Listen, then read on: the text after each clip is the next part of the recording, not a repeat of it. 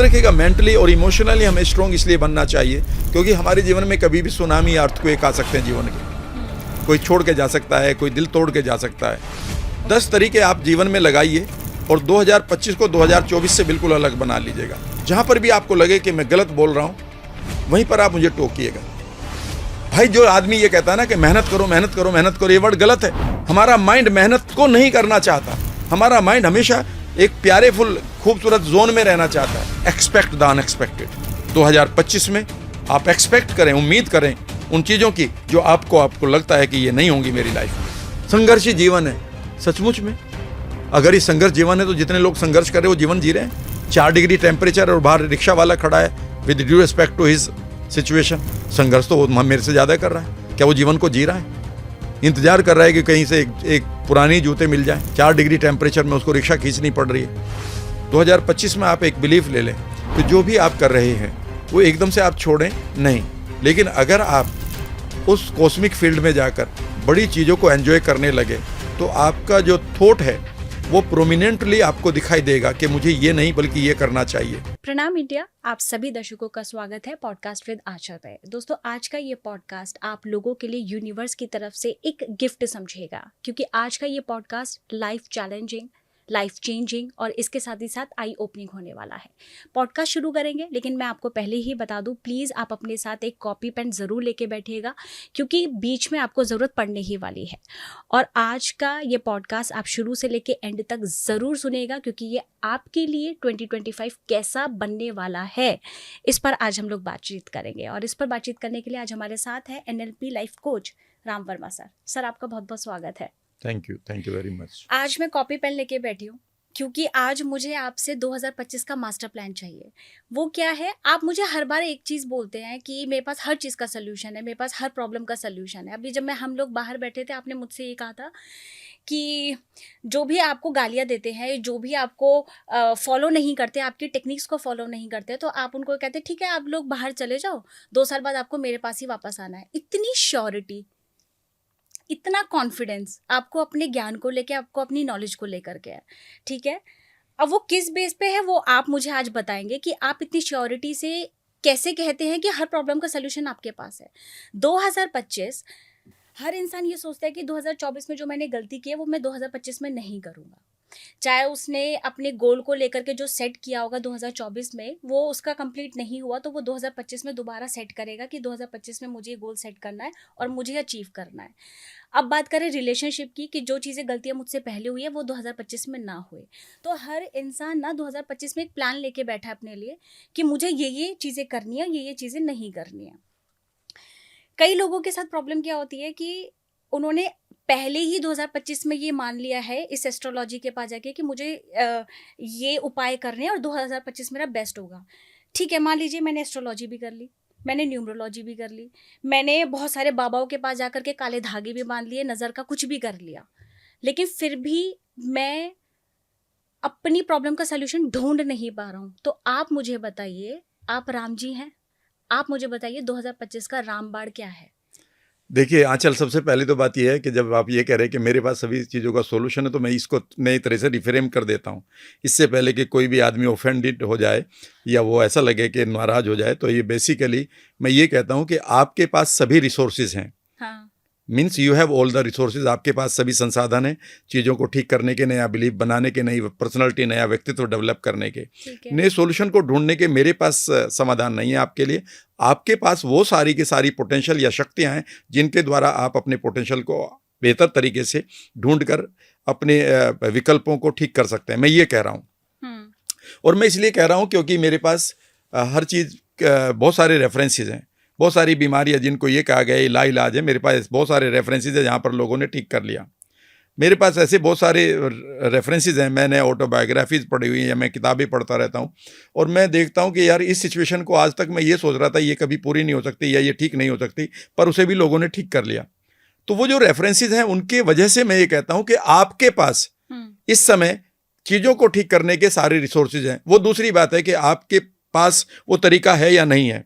Resources हैं, हाँ, तरीका है नहीं है वो दूसरी बात है। मान लेते मेरे पास गाड़ी चलानी नहीं आती, पर मेरे पास एक गाड़ी तो है हाँ, लेकिन मुझे चलानी नहीं आती, तो इसका मतलब ये नहीं कह सकते कि मैं अब वहां नहीं जा सकता।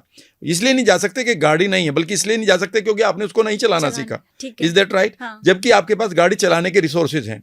उसी तरह से अगर आप किसी चीज से फेल हुए हैं, और हमारे पास 5 बड़े एरिया होते हैं आंचल जीवन में, 2025 को बेहतर करने के लिए आपके पास 5 बड़े एरिया हैं। पहला एरिया है आपकी हेल्थ। जिन पलों में आप हेल्दी होते हैं उन्हीं पलों को आप आनंद के साथ जीते हैं, वरना आप ऐसा लगता है यार मेंटली, इमोशनली या फिजिकली अगर मैं हेल्दी नहीं हूं तो मैं अपनी सलाह बदल दूंगा। मैं अपने बच्चों को कहना यार क्या कर रहे हो, छोड़ो ना। और जब आप हेल्दी होते हैं तो एक अच्छी सलाह देते हैं, अच्छे गोल बनाते हैं। दूसरी आपकी लाइफ है, वो है आपकी सोशल स्टैंडिंग। आप हमेशा आगे बढ़ना चाहते हैं समाज में, जीवन में, समाज में आपका एक स्थान होना चाहिए। इसकी हमेशा एक परिकल्पना ही आपको खुश कर देती है, यानी कि हम एक सामाजिक प्राणी हैं। तीसरा एरिया है आपका, वो है आपकी फाइनेंसेस। आपके पास पैसा अच्छा होना चाहिए। पैसा एक ऐसी एनर्जी है आंचल जिसके ना होने से बहुत फर्क पड़ता है, बहुत होने से शायद कुछ फर्क नहीं पड़ता, बिल्कुल। लेकिन जिस दिन नहीं है उस दिन बहुत फर्क पड़ता है। और पैसा एक ऐसी एनर्जी है, जिस तरह से हम एक माचिस को लेते हैं, माचिस से आप किसी का घर भी जला सकते हैं और एक दीपक जलाकर किसी बच्चे के लिए रोशनी कर सकते हैं जो पढ़ रहा हो। वही पैसा कर सकता है। तो पैसा खराब नहीं है, वह एक माचिस की तरह एनर्जी है। उसी तरह से चौथी चीज जो आपके लिए इंपॉर्टेंट है किसी भी लाइफ को बेहतर बनाने के लिए, वो है आपकी मेंटल एंड इमोशनल वेलबींग। अगर आप मेंटली या इमोशनली ओके नहीं है तो खुद सोच के देखेगा कि एक जीवन में घटना खराब घट जाए और आप उसकी वजह से डिप्रेशन के शिकार हो जाएं और वो डिप्रेशन आपको बीमार कर दे। मैंने बहुत सारे लोगों को देखा है जिनके पास बहुत सारे रिसोर्सेज हैं, पर एक घटना उनको बर्बाद कर देती है। मैं उनके लिए कहता हूं कि तेरे पास सारे रिसोर्सेज हैं, तेरे पास सारे के सारे संसाधन हैं, वो तुम्हें सिर्फ एक ऐसा आदमी चाहिए जो तुम्हें इन रिसोर्सेज को ज्ञान दे दे कि ये तुम्हारे पास है। आप यूं समझिए कि आपके पास एक तिजोरी है, तिजोरी में हजारों रुपए रखे हैं, पर आपको तिजोरी खोलने का पता नहीं, तो उस समय आप कंगाल के कंगाल रह गए। बिल्कुल। याद रखिएगा, मेंटली और इमोशनली हमें स्ट्रॉन्ग इसलिए बनना चाहिए क्योंकि हमारे जीवन में कभी भी सुनामी या अर्थक्वेक आ सकते हैं जीवन के। कोई छोड़ के जा सकता है, कोई दिल तोड़ के जा सकता है। और पांचवी जो आपकी लाइफ का जो 5वां एरिया है वो है आपकी रिलेशनशिप। कैसे आप रिलेट करते हैं खुद के साथ, कैसे रिलेट करते हैं दूसरों के साथ, कैसे आप रिलेट करते हैं अपने फ्यूचर के साथ, कैसे इवन रिलेट करते हैं आप अपने पास्ट के साथ। रिलेशनशिप का मतलब ये नहीं है कि एक महिला पुरुष के साथ कैसे रिलेट करे या पुरुष महिला के साथ कैसे रिलेट करे। हमें इसके परे जाना होगा। हर पल आपकी लाइफ में एक ही तो चीज हो रही है, आप कैसे रिलेट कर रहे हैं इस मोमेंट के साथ। तो इसलिए जब मैं ये कहता हूं कि आपके पास सभी संसाधन हैं, तो मैं उन संसाधनों को एनएलपी न्यूरोप्लास्टिसिटी की टेक्निक से लोगों को सिर्फ ज्ञात कराता हूं। 2025 को आप बेहतर बना सकते हैं, लेकिन पहले तो आपको उन बेकार के बिलीफ को छोड़ना पड़ेंगे जो आप लिए घूम रहे हैं, और उनके बहुत सारे तरीके हैं। जैसे मैं आपको कुछ एक तरीके बता सकता हूं। 10 तरीके आप जीवन में लगाइए और 2025 को 2024 से बिल्कुल अलग बना लीजिएगा। जहां पर भी आपको लगे कि मैं गलत बोल रहा हूं, वहीं पर आप मुझे टोकिएगा। हमारे साथ गड़बड़ ये हो गई कि हमें कोई भी एक मोटिवेशनल स्पीकर या कोई भी गुरु आता है और हमें कहता है कागज लेके बैठ जाओ, अपने गोल्स को लिखना शुरू करो। पहली चीज क्या गलत बोलता है वो, बिल्कुल ये गलत बोल रहे हैं कि पहले मैं कितना बड़ा गोल लिखूंगा। मैं जितना बड़ा गोल लिखूंगा वह इस चीज से निर्धारित होगा कि मैं अंदर से कितना बड़ा हूं। समझने की ये कोशिश करिएगा। अगर मैं 30-40 किलोग्राम का आदमी हूं तो मुझे 1000 किलो का अगर मैंने वजन उठाने का गोल लिख लिया तो क्या मैं उस काम को कर पाऊंगा, चाहे मैं कितना भी मोटिवेटेड क्यों ना हो। तो पहली चीज जो 2025 में आपको करनी है वो यह करनी है, पहला सेंटेंस लिखिएगा, अब वो ये है कि get the new mind and mind set. आपको एक नया माइंड क्रिएट करना होगा। मैं ब्रेन की बात नहीं कर रहा हूं। आपके पास 86 बिलियन सेल्स हैं यहां पर, जो चिपचिपा सा पदार्थ आपको दिखाई देता है, वो 86 बिलियन ब्रेन सेल्स हैं। मैं उनको बदलने की बात नहीं कर रहा हूं, लेकिन उनके अंदर जो सोच है, उनके अंदर जो न्यूरल नेटवर्क पड़ा है, उनके अंदर जो परसेप्शन पड़ा है, उसको नया करना होगा। यानी कि आप कभी भी पुराने माइंड से नए गोल्स को अचीव नहीं कर पाएंगे। अगर मेरा ये बिलीफ है कि मैं इतना पैसा नहीं कमा सकता, तो याद रखिएगा यही रियलिटी बनने जा रही है। जिस आदमी ने ये नक्शा बनाया था इस मकान का, उसके पास यही नक्शा सबसे बेस्ट था। अगर आप इससे बेहतर नक्शा किसी से बनवाना चाहते हैं तो आपको एक नया आदमी पकड़ना होगा। यस और नो? बिल्कुल। यस और नो? अगर मुझे ये माइक है तो उस आदमी ने ये माइक अपना बेस्ट दिया है, अगर मुझे इससे डिफरेंट माइक चाहिए तो मुझे डिफरेंट आदमी के पास जाना होगा। तो इसका मतलब है कि 2024 में या पिछले सालों में जो कुछ भी आपने अचीव किया है वो एक पर्टिकुलर माइंडसेट से किया है। हाँ, आपके पास एक पर्टिकुलर बिलीफ था, एक पर्टिकुलर पहचान थी आपकी, पर्टिकुलर जोन था आपका, जिसे आप स्टेट ऑफ माइंड कहते हैं। उसमें सब में रहकर आपने एक पर्टिकुलर ईयर को डेवलप किया है और उसका नाम था 2024। अगर आप उसी माइंडसेट से 2025 को भी लेना चाहते हैं तो आपके वही रिजल्ट आएंगे जो 2024 में आए थे। अगर होता है हर साल ऐसे ही हो रहा है। हाँ, हाँ। और आप उस घड़ी की तरह हैं बेसिकली, जो लटकी हुई दीवार पर, जो रुक गई है।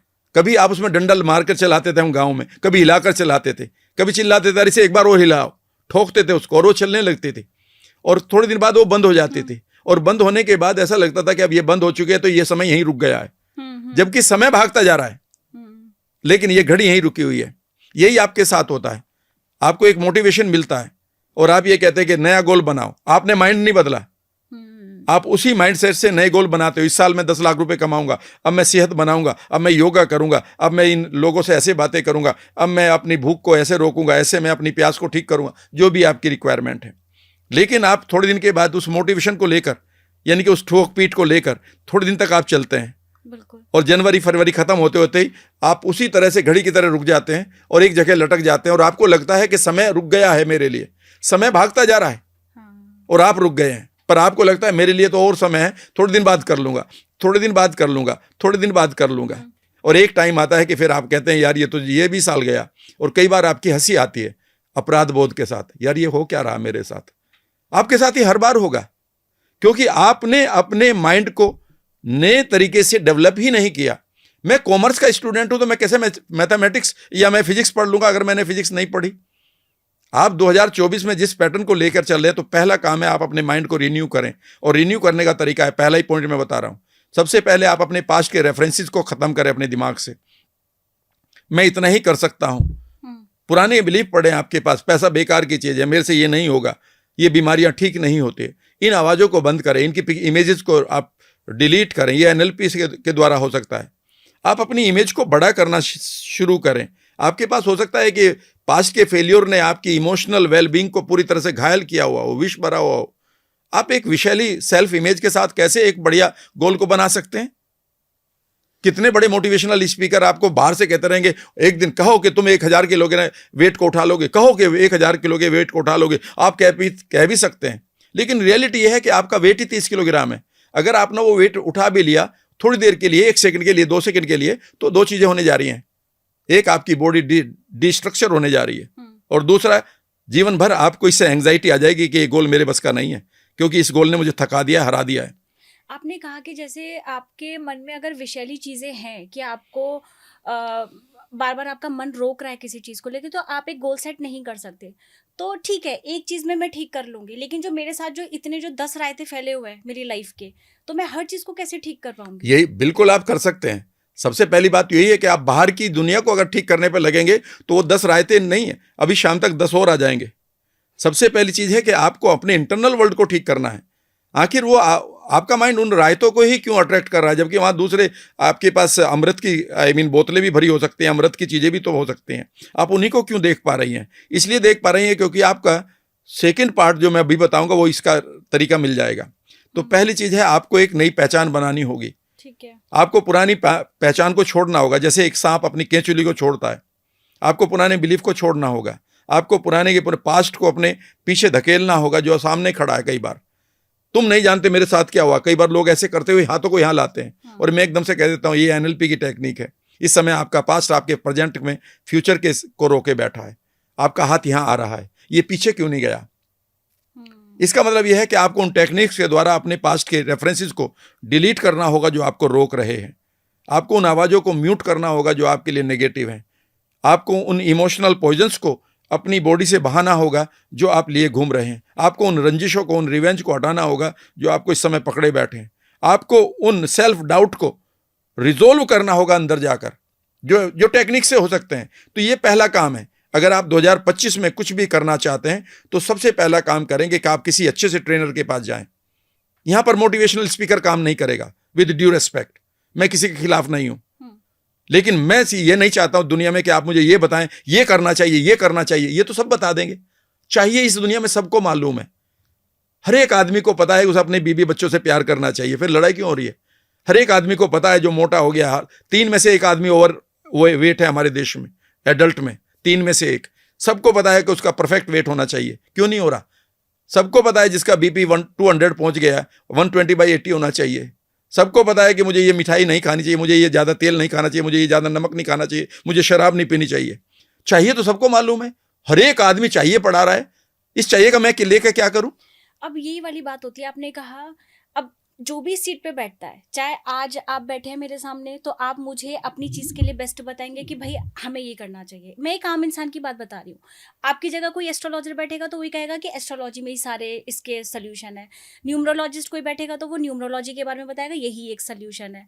तो इंसान, नॉर्मल इंसान तो भटकेगा ही ना कि भाई एक्चुअल में सही क्या है उसके लिए। बिल्कुल, लेकिन आपके पास सद्बुद्धि भी दी गई है। याद रखिएगा, आदमी ही एक ऐसा जानवर है, एनिमल है, जिसके पास कॉन्शियस माइंड भी और अनकॉन्शियस माइंड को ठीक करने का है। आप अपनी विजडम लगाइए। आप किसी भी आप कह सकते हैं कि जनरलाइज रैंडम ओपिनियन को मत लीजिएगा, दी गई ओपिनियन को मत लीजिएगा। मैं हमेशा ये कहता हूं, पहली चीज है कि अगर आपके पास पास्ट है, आपके पास बेकार का पड़ा है और वो आपको रोक रहा है, तो आप आगे बड़े गोल्स नहीं बनाएंगे, क्योंकि आप पास्ट से अपनी रेफरेंस लेते हैं कि मैं कौन हूं।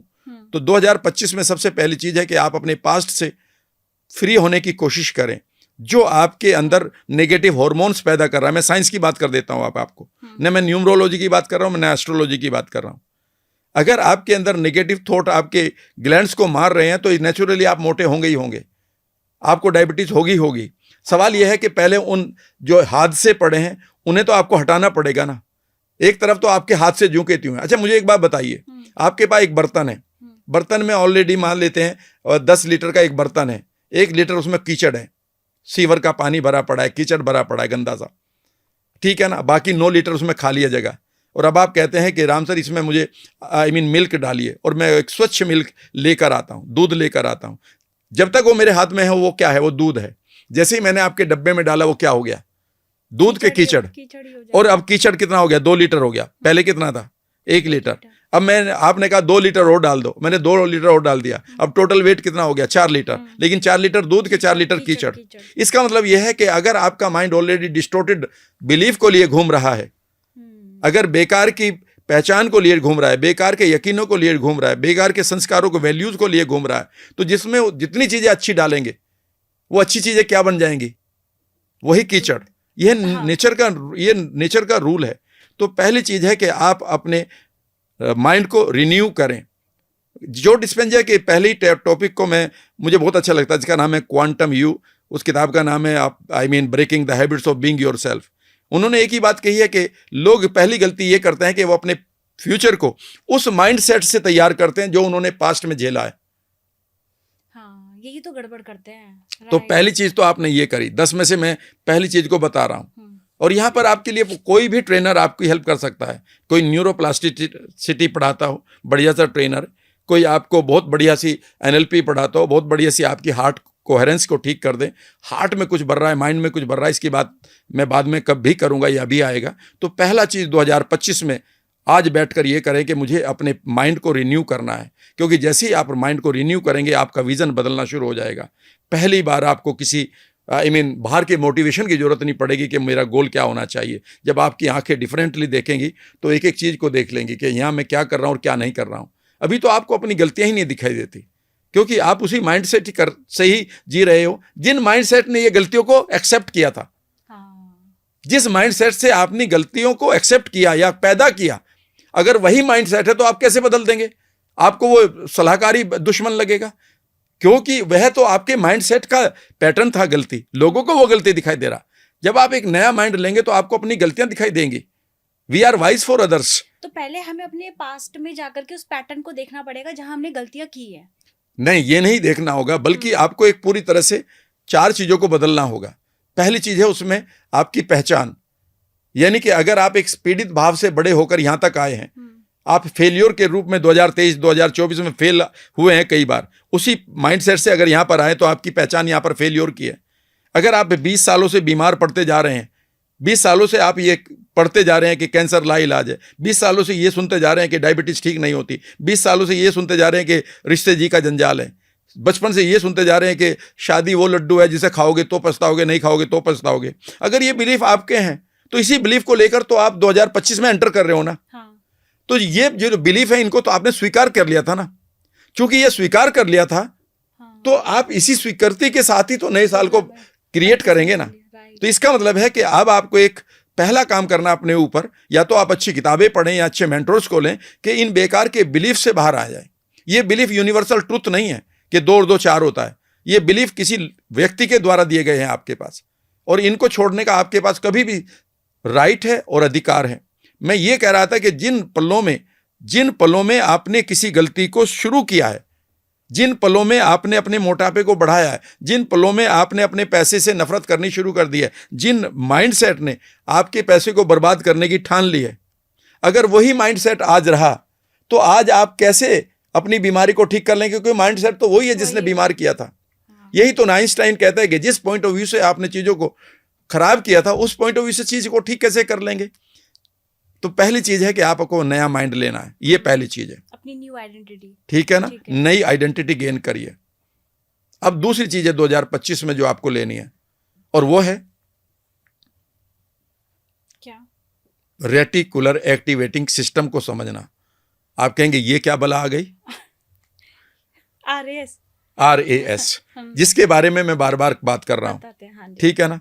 हमारे ब्रेन में कुछ सेल ऐसी हैं, ब्रेन स्टेम के ऊपर कुछ सेल ऐसी हैं जिसको हम रेटिकुलर एक्टिवेटिंग सिस्टम कहते हैं। ये मैं हर एक पॉडकास्ट में लोगों के साथ चिल्ला कर बता रहा हूं ताकि एक आदमी के जीवन में एक बदलाव आ जाए।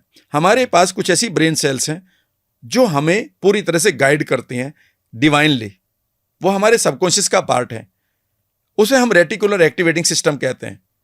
उन ब्रेन सेल का काम ये होता है कि अगर उसने किसी चीज को अपना मान लिया, किसी गोल को अपना मान लिया, किसी लक्ष्य को अपना मान लिया, वो लक्ष्य ये हो सकता है कि मेरे पास पैसा होना चाहिए, वो लक्ष्य ऐसा होना चाहिए, हो सकता है कि मेरे पास कार बंगला गाड़ी होनी चाहिए, कुछ भी हो सकता है। वो लक्ष्य हो सकता है कि मैं इस बीमारी को हटाकर, इस कैंसर को हटाकर, इस बीमारी को, इस मोटापे को हटाकर यंग हो जाऊं। वो जो भी गोल है, अगर वो ब्रेन सेल तक पहुंच गया जो रेटिकुलर एक्टिवेटिंग सिस्टम है, तो इमीडिएटली ये एकदम से पहला काम, 3 काम करती हैं ये मैं नहीं कह रहा हूं, मैंने कई बार कहा, शायद आपके पॉडकास्ट में भी दोहराया मैंने कि भाई ये 3 काम करती हैं। आप कभी भी गूगल कर लो, और ये मेडिकल साइंस ने प्रूव किया। ये ऐसा नहीं कि मैं किसी कला को थोप रहा हूं। पहला काम ये करते हैं कि ये आपके फोकस को गाइड करते हैं कि जो बेकार की चीजें आपकी लाइफ में हो रही थी उनसे आपकी आंखें हटा लेती हैं। जैसे ही आपका रेटिकुलर एक्टिवेटिंग सिस्टम की ये सेल्स प्रोग्राम होती हैं तो आपके जीवन में नेगेटिव लोगों का आना बंद हो जाता है, और जो रुके हुए हैं वो अचानक जाने लगते हैं, क्योंकि अब वो आपसे उस मैसेज को लेने लगते हैं कि वो तुम डिफरेंट हो गई हो। यानी कि आपके जीवन से नेगेटिव चीजों को वो हटाना शुरू कर देता है। वह ऐसा क्या करता है? आपकी चाल बदल जाती है, आपकी टोन बदल जाती है, आपके वर्ड्स बदल जाते हैं, आपके चेहरे के सटल मैसेज बदल जाते हैं, SUBTLE सबटल मैसेज बदल जाते हैं, सूक्ष्म संदेश। आपका ऑरा डिफरेंट होने लगता है, आपकी एनर्जी डिफरेंट होने लगती है, आपका उनकी तरफ लुक डिफरेंट होने लगता है, और उन्हें लगता है कि you are not the same person. और यही तो आप चाहते हो कि you are a different person for different year. तो पहला काम ये करते हैं। दूसरा काम ये करते हैं कि अचानक ये आपकी आंखें आपके फोकस को ऐसे करने लगती हैं कि आपको वो लोग और वो घटनाएं आपके जीवन में आने लगती हैं जो लोग या जो घटनाएं उस गोल को पूरा कर देंगे जो इन्होंने आपसे लिया है। यानी कि बहुत सारे लोग आपकी आंखों के सामने होते हैं, पर आपका फोकस उस आदमी पर रुकेगा अचानक जो आपके इन गोल्स को पूरा करने में हेल्प करेगा। अगर हमने ये गोल नहीं बनाए और हम जीवन में संकटों में रहना चाहते हैं, मिजरेबल रहना चाहते हैं, तो याद रखिएगा ये प्रोग्राम हो जाता है मिजरेबल के लिए। इसीलिए लोग अपने नरक से नहीं निकलना चाहते। मैं बार बार चिल्लाता हूं कि people love their hell, that is why they are living in it. लोग अपने नरक को पसंद करने लगते हैं, इसीलिए उसमें रहते हैं, नहीं तो वो कभी भी छोड़ सकते हैं। People start loving their miseries. लोग अपने संकटों होता ना कि हम नर्क में रह रहे हैं, उनको ये लग रहा है उनके लिए तो वही नर्क सुख, क्योंकि उस माइंडसेट से तैयार किया है। जिस माइंडसेट से आपने वो तैयार किया है, अगर वही माइंडसेट है तो वही तो आपको चाहिए। जब आप एक नया माइंडसेट लेंगे तभी तो आपको लगेगा कि ये मैं गलत कर रहा हूं। Right. We are wise for others. हम दूसरों के लिए हमेशा वाइज हैं, लेकिन याद रखिएगा अगर खुद के लिए वाइज होना चाहते हैं तो हमें दूसरा माइंड चाहिए। हमें एक नए माइंडसेट से देखना होगा कि मैं क्या कर रहा हूं। तो ये दूसरा काम करते हैं ब्रेन सेल। तीसरा काम हमारे ब्रेन सेल्स क्या करते हैं? ये आपके अंदर अराउजल देती हैं। अराउजल का मतलब यहां पर उत्तेजना, का मतलब है कि आपकी बॉडी के अंदर एक पावर देते हैं, अरे ये काम करो, अरे ये काम करो, अरे ये काम करो, और ये काम करो, और ये काम करो, ये मत करो, ये मत करो, ये मत करो, ये मत करो। और ऐसा लगता है कि मानो आपको इंटरनल वर्ल्ड में कोई गाइड कर रहा है, जिसको आपने पैसे भी नहीं दिए।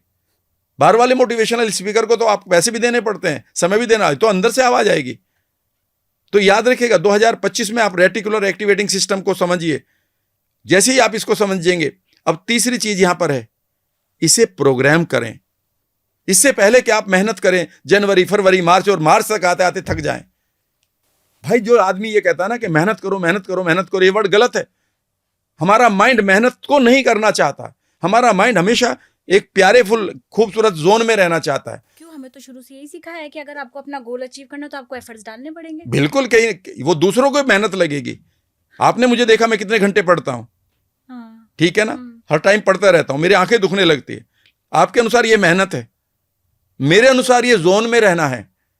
अगर मैं ये नहीं करूंगा तो मैं मेहनत कर रहा हूं उस समय को काटने के लिए, मैं कैसे क्या करूं, क्या करूं, क्या करूं। जीवन में याद रखिएगा, हमारा माइंड कंफर्ट जोन को चाहता है। हमें अपने कंफर्ट जोन में रहना है, लेकिन सवाल यह है कि मेरा कंफर्ट जोन क्या है और आपका क्या है। मेरा कंफर्ट जोन है कि जिसमें मैं अपनी ग्रोथ को एंजॉय कर रहा हूं। मैंने अपने रेटिकुलर एक्टिवेटिंग सिस्टम को इतना प्रोग्राम कर रखा है कि आप मुझे कहीं भी बैठा दें और मुझे एक किताब दे दे जो बढ़िया किताब हो, जहां से मुझे ग्रोथ मिल जाए। मुझे समय का ही नहीं पता रहेगा, मुझे खाने का ही नहीं पता रहेगा। कई बार ऐसा होता है मेरे बगल में नाश्ता रखा होता है और जब लंच टाइम होता है तब मुझे पता चलता है कि मुझे तो अभी नाश्ता भी करना था, लंच भी आ गया दोबारा, because I am enjoying my comfort zone. आपको कंफर्ट जोन की परिभाषा ही गलत दी गई है। मेरे लिए टीवी देखना एक बर्बादी जोन है, आउट ऑफ जोन हो जाता हूं मैं। मेरे से आज तक मूवी नहीं देखी जाती। मुझे आप किसी भी रेस्टोरेंट में बहुत देर तक नहीं बैठा सकते, मुझे आप किसी मूवी थिएटर में नहीं बैठा सकते, चाहे कितनी भी बढ़िया मूवी हो। मुझे आप किसी भी बेकार की बातों में नहीं उलझा सकते, क्योंकि मेरा रेटिकुलर एक्टिवेटिंग सिस्टम जानता है कि मुझे गोल्स को पूरा करने के लिए किन किन चीजों को करना होगा, वो अपने आप कर रहा है। और आप मुझे ये कहें कि सर योगा करना है, जब मैं इस वर्कशॉप को दे रहा हूं, ठीक है ना, आपके साथ जब मैं ये पॉडकास्ट कर रहा हूं, मैं सबसे पहले जुम्बा किया, तब फिर मैंने एक जिम ट्रेनर ने कहा सर आज चलो मैं कराता हूं, मैं क्या, तभी मुझे वहां बैलेंटिनो वाले एक ग्रुप आ गया गर्ल्स का। उन्होंने कहा राम सर 1 घंटा और करोगे? मैंने कहा हाँ करूंगा।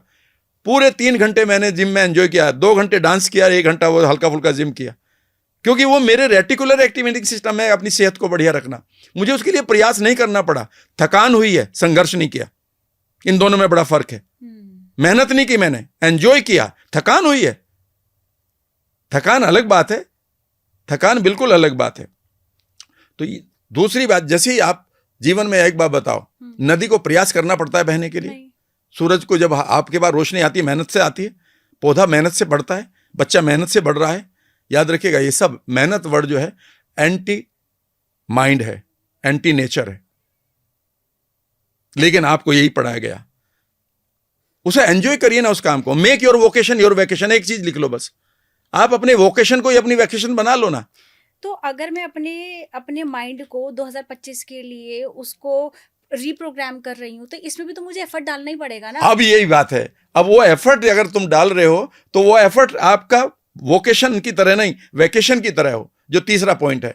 Now programme your mind. अब आपका रेटिकुलर एक्टिवेटिंग सिस्टम को प्रोग्राम कर दो, वो आपकी बॉडी को काम करवाएगा।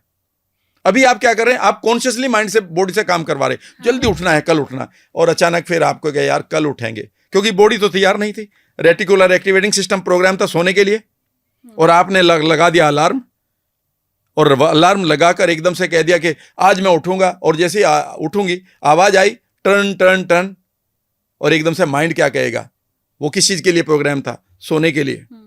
अभी इसकी प्रोग्रामिंग ही नहीं की, वो सोने के लिए प्रोग्राम था, तो एकदम से वो क्या कहेगा, कल उठेंगे, और आप भी कहेंगे हाँ सही बात है। अगले दिन फिर आप भरेंगे, फिर आप एकदम से अलार्म के साथ जागेंगे, और एकदम से बाहर देखेंगे आज बादल हो रहे, बारिश हो गई, तो छोड़ो कल उठेंगे। और कितने सालों से ये कल उठेंगे चल रहा है, क्योंकि आपने अपने सबकॉन्शियस माइंड के अंदर जो रेटिकुलर एक्टिवेटिंग सिस्टम है वो तो प्रोग्राम कर रखा है सोने के लिए, बर्बाद करने के लिए टाइम को। और अब आप कह रहे हैं कि मैं उसको चेंज किए बगैर, उसको रिन्यू किए बगैर नए रिजल्ट ले रहा हूं। याद रखिएगा आप मार्च तक थक जाएंगे। मार्च मुझे पता है 26-27 जनवरी तक वो डायरी भी खो जाती है, जो बैठ के रेजोल्यूशंस लिखते आ रहे जो रेजोल्यूशन लिखे थे। Is that right? तो पहला काम करिए कि रेटिकुलर एक्टिवेटिंग सिस्टम की पावर समझिए, और पावर समझने के बाद अब मैं आपको एक गाइड की तरह 34 सालों के एक्सपीरियंस को लेकर, जहां से मैंने अपनी बीमारियों को ठीक किया इसी रेटिकुलर एक्टिवेटिंग सिस्टम को समझकर, और मैं अपने आप को पूरी तरह से एनर्जी में रखता हूं एट द एज ऑफ 65, मैं अब बता रहा हूं ये किस तरह से आप इसको प्रोग्राम कर सकते हैं। उसके बाद ये काम करेगा आपकी बॉडी के लिए। ठीक है। आपकी 60 ट्रिलियन सेल्स हैं आपकी बॉडी में, आपके पास 23,000 जीन हैं, आपके पास 20 लाख जीन आपके माइक्रोबायोटे की हैं जो आपकी आंतों में है। इतना बड़ा आपके पास रिसोर्स है और आप कह रहे हैं मेरे से सुबह नहीं उठा जाता।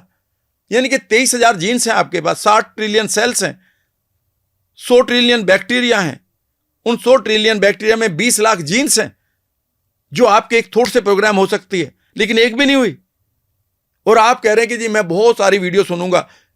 सुन लो, मैं मना नहीं कर रहा हूं, मैं ये नंबर ठीक करूंगा अपने नाम का, कर लो, मैं मना थोड़ा ही कर रहा हूं। उनको भी कर लो, सबको उनको भी कर लो, कहीं धागा बांधना वो भी बांध लो, कहीं अंगूठी पहननी वो भी पहन लो, मैं मना नहीं कर रहा हूं, मैं I am not against them. मैं सवाल यह है कि आपने बेसिक चीजों को करा कि आपकी कार में इंजन तो है नहीं, और ऊपर कह रहे कि जी इसमें ना फूल लगवा के दुल्हन को बैठा के लाएंगे, ना इसमें दुल्हन आएगी ना इसमें दूल्हा आएगा। भाई साहब इसमें इंजन नहीं है, बाहर के फूल लगाने से कुछ नहीं होगा। तो अब सवाल उठता है कि जो रेटिकुलर एक्टिवेटिंग पावर है आपके पास, उसे मैं कैसे ट्रेंड करूं। और उसे ट्रेंड करने के लिए सिर्फ एक ही चीज है, और वह है आपका, जो आइंस्टाइन ने कहा है कि imagination is more important than your knowledge. और आपका रेटिकुलर एक्टिवेटिंग सिस्टम सिर्फ और सिर्फ उन चीजों से ट्रेंड होता है जिन चीजों को वो गहराई तक विजुअलाइज करता है। जब आप समय और स्पेस से बाहर चले जाते हैं, उसको ट्रेंड करते हुए आपको एक ही चीज का ध्यान रखना है कि आपने समय का ध्यान ना तो समय में रहेंगे और ना ही इस स्पेस में रहेंगे, इसके परे चले जाएंगे। आप कहेंगे ये कौन सी चीज है? इसी का नाम क्वांटम साइंस है। यानी कि जब आप अपने गोल्स को देख रहे होंगे, मानो वो अचीव हो गए हैं, मान लेते हैं आप कुछ पैसा कमाना चाहते हैं 2025 में, वो हो सकता है कि 1 करोड़ है, 2 करोड़ है, 4 करोड़ है। आप ये गाड़ी खरीदना चाहते हैं, ये आप फैमिली को ऐसे एंजॉय कराना चाहते हैं, पेरेंट्स को यहाँ ले जाना चाहते हैं, मम्मी को ये गिफ्ट देना चाहते हैं, भाई को ये गिफ्ट देना चाहते हैं, अपने लिए ये वेकेशन एंजॉय करना चाहते हैं। इमेजिन करिए कि ये पूरा हो चुका है, यानी कि अब आप उस टाइम पर हैं कि इस चीज को एंजॉय कर रहे हैं, वो पैसा आ चुका है। हाउ पर नहीं काम करेंगे आप शुरू से कहते हैं, सिर्फ उस पर काम करेंगे और उसमें 2 चीजों को देखेंगे कि इनमें मैं किन इमेजेस को देखना चाहती हूं और उसकी इंटेंसिटी कितनी स्ट्रांग है। और उस इंटेंसिटी में एक समय आएगा कि आप अपनी बॉडी को पूरी तरह से भूल जाएंगे और घड़ी को भूल जाएंगे। अब ये नहीं कहेंगे कि सुबह 4 बजे उठकर मैनिफेस्ट करना चाहिए। अरे भाई, सुबह 4 बजे उठकर क्यों मैनिफेस्ट करें? पूरे दिन क्यों ना करें? क्यों? तो सुबह का टाइम तो बहुत अच्छा बताते कि तो एक माँ को भी यही सलाह देना जिसके बच्चे की 3 साल के बच्चे के पैर में चोट लग गई है, उसका नीचे का पैर टूट गया है, हड्डी नहीं जुड़ रही है और रो रहा है। अब माँ से कहना है कि तुम 1 घंटे के लिए मैनिफेस्ट किया करो इसके लिए, बाकी 23 घंटे मस्ती किया करो, कर लेंगी? नहीं। वो 24/7 इस जोन में रहती हैं। पहली गलती आप यही कर रहे हो कि मैं सुबह 4 बजे उठकर मैनिफेस्टेशन की ट्रेनिंग माइंड को करूंगा। पता नहीं किसने बता दिया है। और फिर 23 घंटे क्या करूंगा? मैं पागलपन करूंगा, बावलापन करूंगा। फिर मैं यही सोचूंगा कुछ होने का ही नहीं। फिर मैं उन्हीं निगेटिव लोगों से मिलूंगा, उन्हीं लोगों को मैं अट्रैक्ट करूंगा। आपका रेटिकुलर एक्टिवेटिंग सिस्टम हुआ ही नहीं। अरे भाई, 24/7 क्यों नहीं कर रहे हो इस काम को? मजा तो सब है कि आप 24/7 उस माइंड के साथ एंजॉय करें और बाकी दुनियादारी भी करें।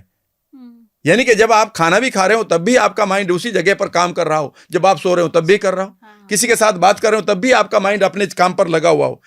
तो अगर आप अपने माइंड को एंगेज नहीं कर रहे हैं तो फिर कैसे काम करेंगे? वो कहेगा मैं भी तुम्हारे बावलेपन के साथ रह लूं क्या? वो कह लो रह लो, कहता फिर इसी में ही मजा आएगा ना। अगले दिन देख लेना, 4 दिन के बाद वो एकदम से कहने लगा 4 बजे उठने की क्या जरूरत है यार, होने का तो कुछ है नहीं। क्योंकि 23 घंटे आपने क्या कहा? होने का तो कुछ है नहीं। अरे भैया, जॉन 24/7 जब एक IAS लड़का बनता है उससे पूछो वो 1 घंटे के लिए बनता है या 24/7 रहता है उसमें? एक मदर को देखो, एक पेरेंट को देखो, वो 24/7 रहता है। सिर्फ आप ये कहेंगे नहीं मैं 1 ही घंटा आपका पति रहूंगा, बाकी टाइम में मैं बावला बेवकूफ रहूंगा, तो कौन रहेगा तेरे साथ भाई? समझने की कोशिश करो। तो आप उस विजुअलाइजेशन को करें और वो गाइडेड हो। और यहां पर भी याद रखिएगा, 3 वर्ड को याद रखना होगा। कौन से? नंबर 1 है फायरिंग। वर्ड नंबर 1 है फायरिंग, दूसरा है वायरिंग और तीसरा है माइलिन इंसुलेशन। मैं इन तीनों को समझा देता हूं, फिर मैं चौथे पॉइंट को भी समझा दूंगा। 2025 में एक एक चीज को आप क्लियरली कर लें। प्रयास, मेरे मेंटोर यह कहा करते थे, राम जीवन में प्रयास रहित रहना है। तुम 8 घंटे पढ़ाओ खड़े होकर, तुम्हें पता ही ना चले पानी भी पीना था। मेरे पार्टिसिपेंट से पूछना, जब मैं लाइव वर्कशॉप किया करता था, वो कहते हैं कि सर आप 8 बजे आए थे और शाम के 7 बज रहे हैं, अब हम होटल खाली कर रहे हैं, अब तक तुमने एक घूंट पानी नहीं पिया, एक बार तुम बाथरूम नहीं गए, अभी तक तुमने खाना नहीं खाया और तुम्हारे चेहरे पर शिकन नहीं है। पता है क्यों हो रहा है? क्योंकि उस समय मेरा माइंड करता था इस काम को, मैं नहीं करता था। और अगले दिन 8 बजे की क्लास में लोग 7:45 बजे बैठ रहे होते हैं और मैं 8:40 पर दोबारा खड़ा होता था। मुझे नींद ही नहीं आती थी। क्यों नहीं आ रही? क्योंकि रेटिकुलर एक्टिवेटिंग सिस्टम आपने प्रोग्राम कर लिया, वो आपकी एक एक सेल को बता रहा है ये काम करना है। आपकी सेल के अंदर कितनी एनर्जी पता है? आप अनलिमिटेड एनर्जी को जी रहे हैं। जैसा मैं एक पॉडकास्ट में बताया था किसी के यहां पर कि 2 बच्चियां थी, एक 13 साल की, एक 16 साल की। एक बच्ची 13 साल की हाइना और 16 साल की बहन बड़ी हैली, और उनका फादर एक ट्रैक्टर के नीचे आ गया फार्म हाउस में, और 1340 किलोग्राम का वो ट्रैक्टर था। पता है क्या हुआ? वो आदमी चिल्ला रहा था, मरने ही वाला था। 16 साल और 13 साल की बच्ची कितनी बड़ी हो सकती है, खुद सोच लेना। और अचानक उस 1340 किलोग्राम के उन्होंने ट्रैक्टर को उठा दिया और अपने बाप को बचा लिया। आपकी माइटोकॉन्ड्रिया में इतनी एनर्जी भरी पड़ी है, लेकिन सवाल उठता है कि वो एनर्जी कौन गाइड करेगा? तुम्हारा विल पावर नेवर। आपका सबकॉन्शियस माइंड जो प्रोग्राम हो चुका है, और उसे प्रोग्राम करने के लिए पहला वर्ड है फायरिंग।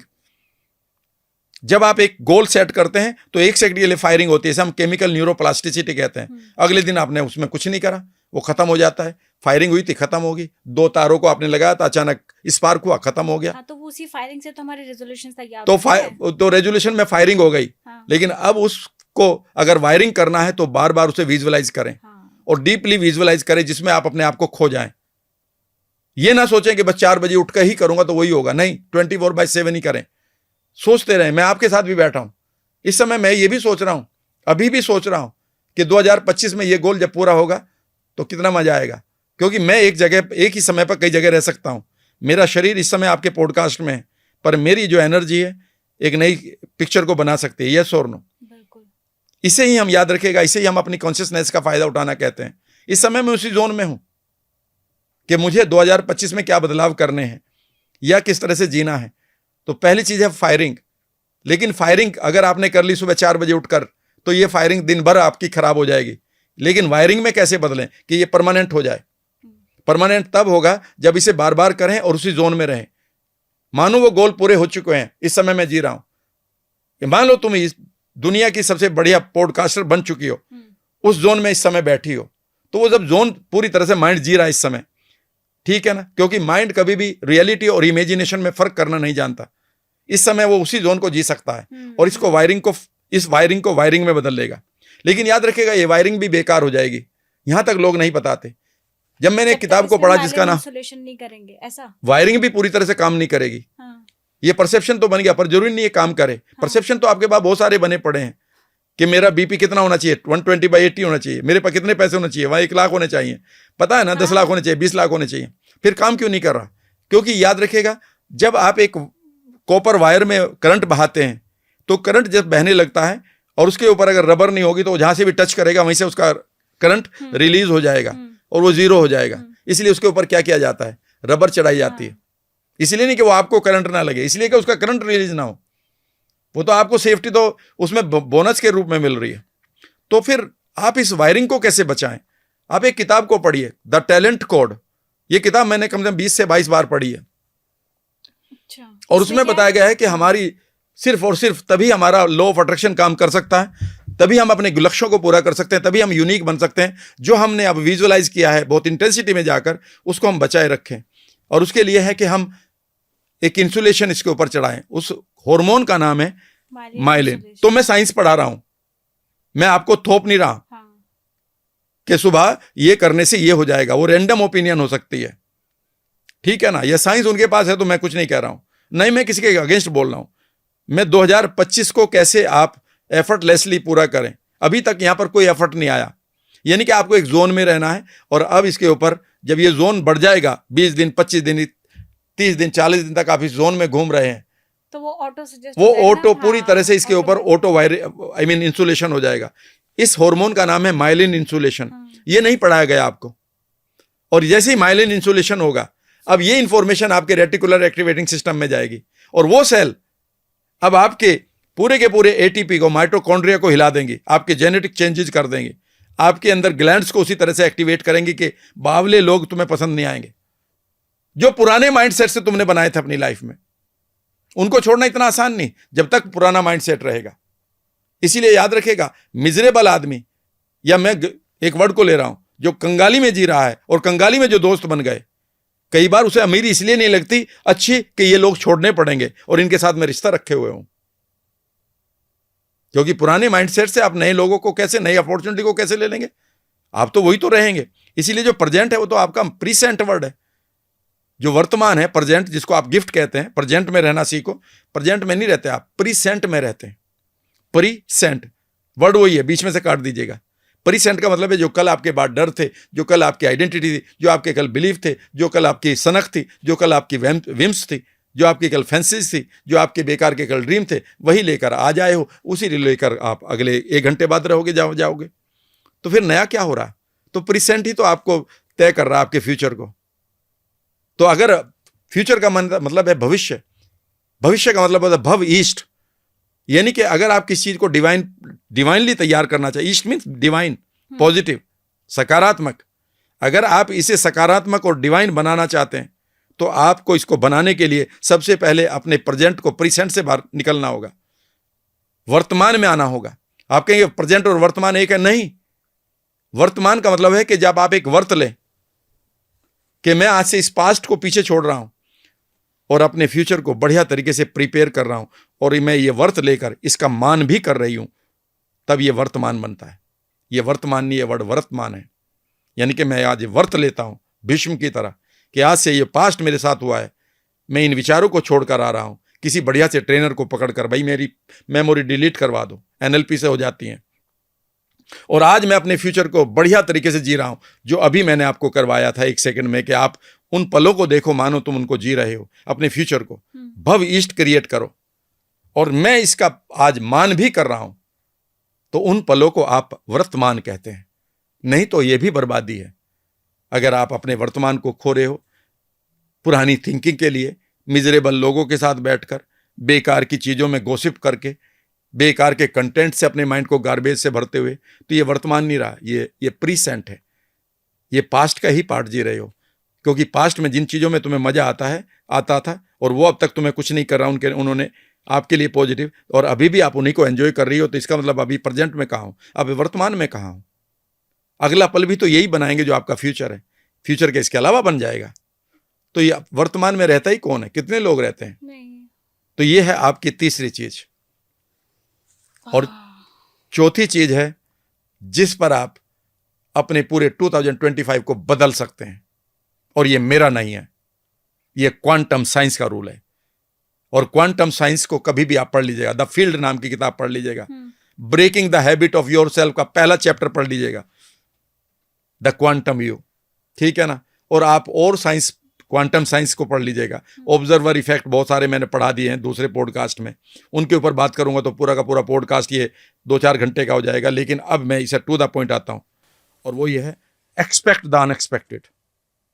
2025 में आप एक्सपेक्ट करें, उम्मीद करें उन चीजों की जो आपको लगता है कि ये नहीं होंगी मेरी लाइफ में। अच्छा, याद रखिएगा, जब भी आप इस रूल को लगाते हैं कि अगर मुझे 1 लाख रुपए कमाने हैं तो मुझे इतने पॉडकास्ट करने होंगे, और 10 लाख कमाने हैं तो मेरे इतने व्यू होने चाहिए और इतना काम करना चाहिए, तो इसका मतलब है आप एक रूल लगा रहे हैं जो बाहर की फिजिक्स का रूल है, जिसका नाम है इफ एंड देन। अगर मैं ये करूंगी, अगर ये हो जाए तो ये होगा। यानी कि you are cause and effect में रह रहे हैं, आप कारण और प्रभाव के सिद्धांत में रह रहे हैं, जो फिजिक्स का रूल है। याद रखिएगा, यह इस शरीर के लिए ठीक हो सकता है, यह बाहरी चीजों के लिए ठीक हो सकता है कि मैं इस मोबाइल को इस स्पीड से फेंकूं, इस एंगल से फेंकूं तो ये इतनी दूर जाके गिरेगा। ये फिजिक्स का रूल है कि अगर मैं ये करूंगा तो ये हो जाएगा। Is that right? लेकिन याद रखिएगा, क्वांटम फिजिक्स इसका उल्टा है। इस समय आप मुझे पकड़कर उठाकर किसी कार में ले जाकर दिल्ली से गुड़गांव ले जा सकते हैं जबरदस्ती, इस मैटर को, इस स्थूल शरीर को।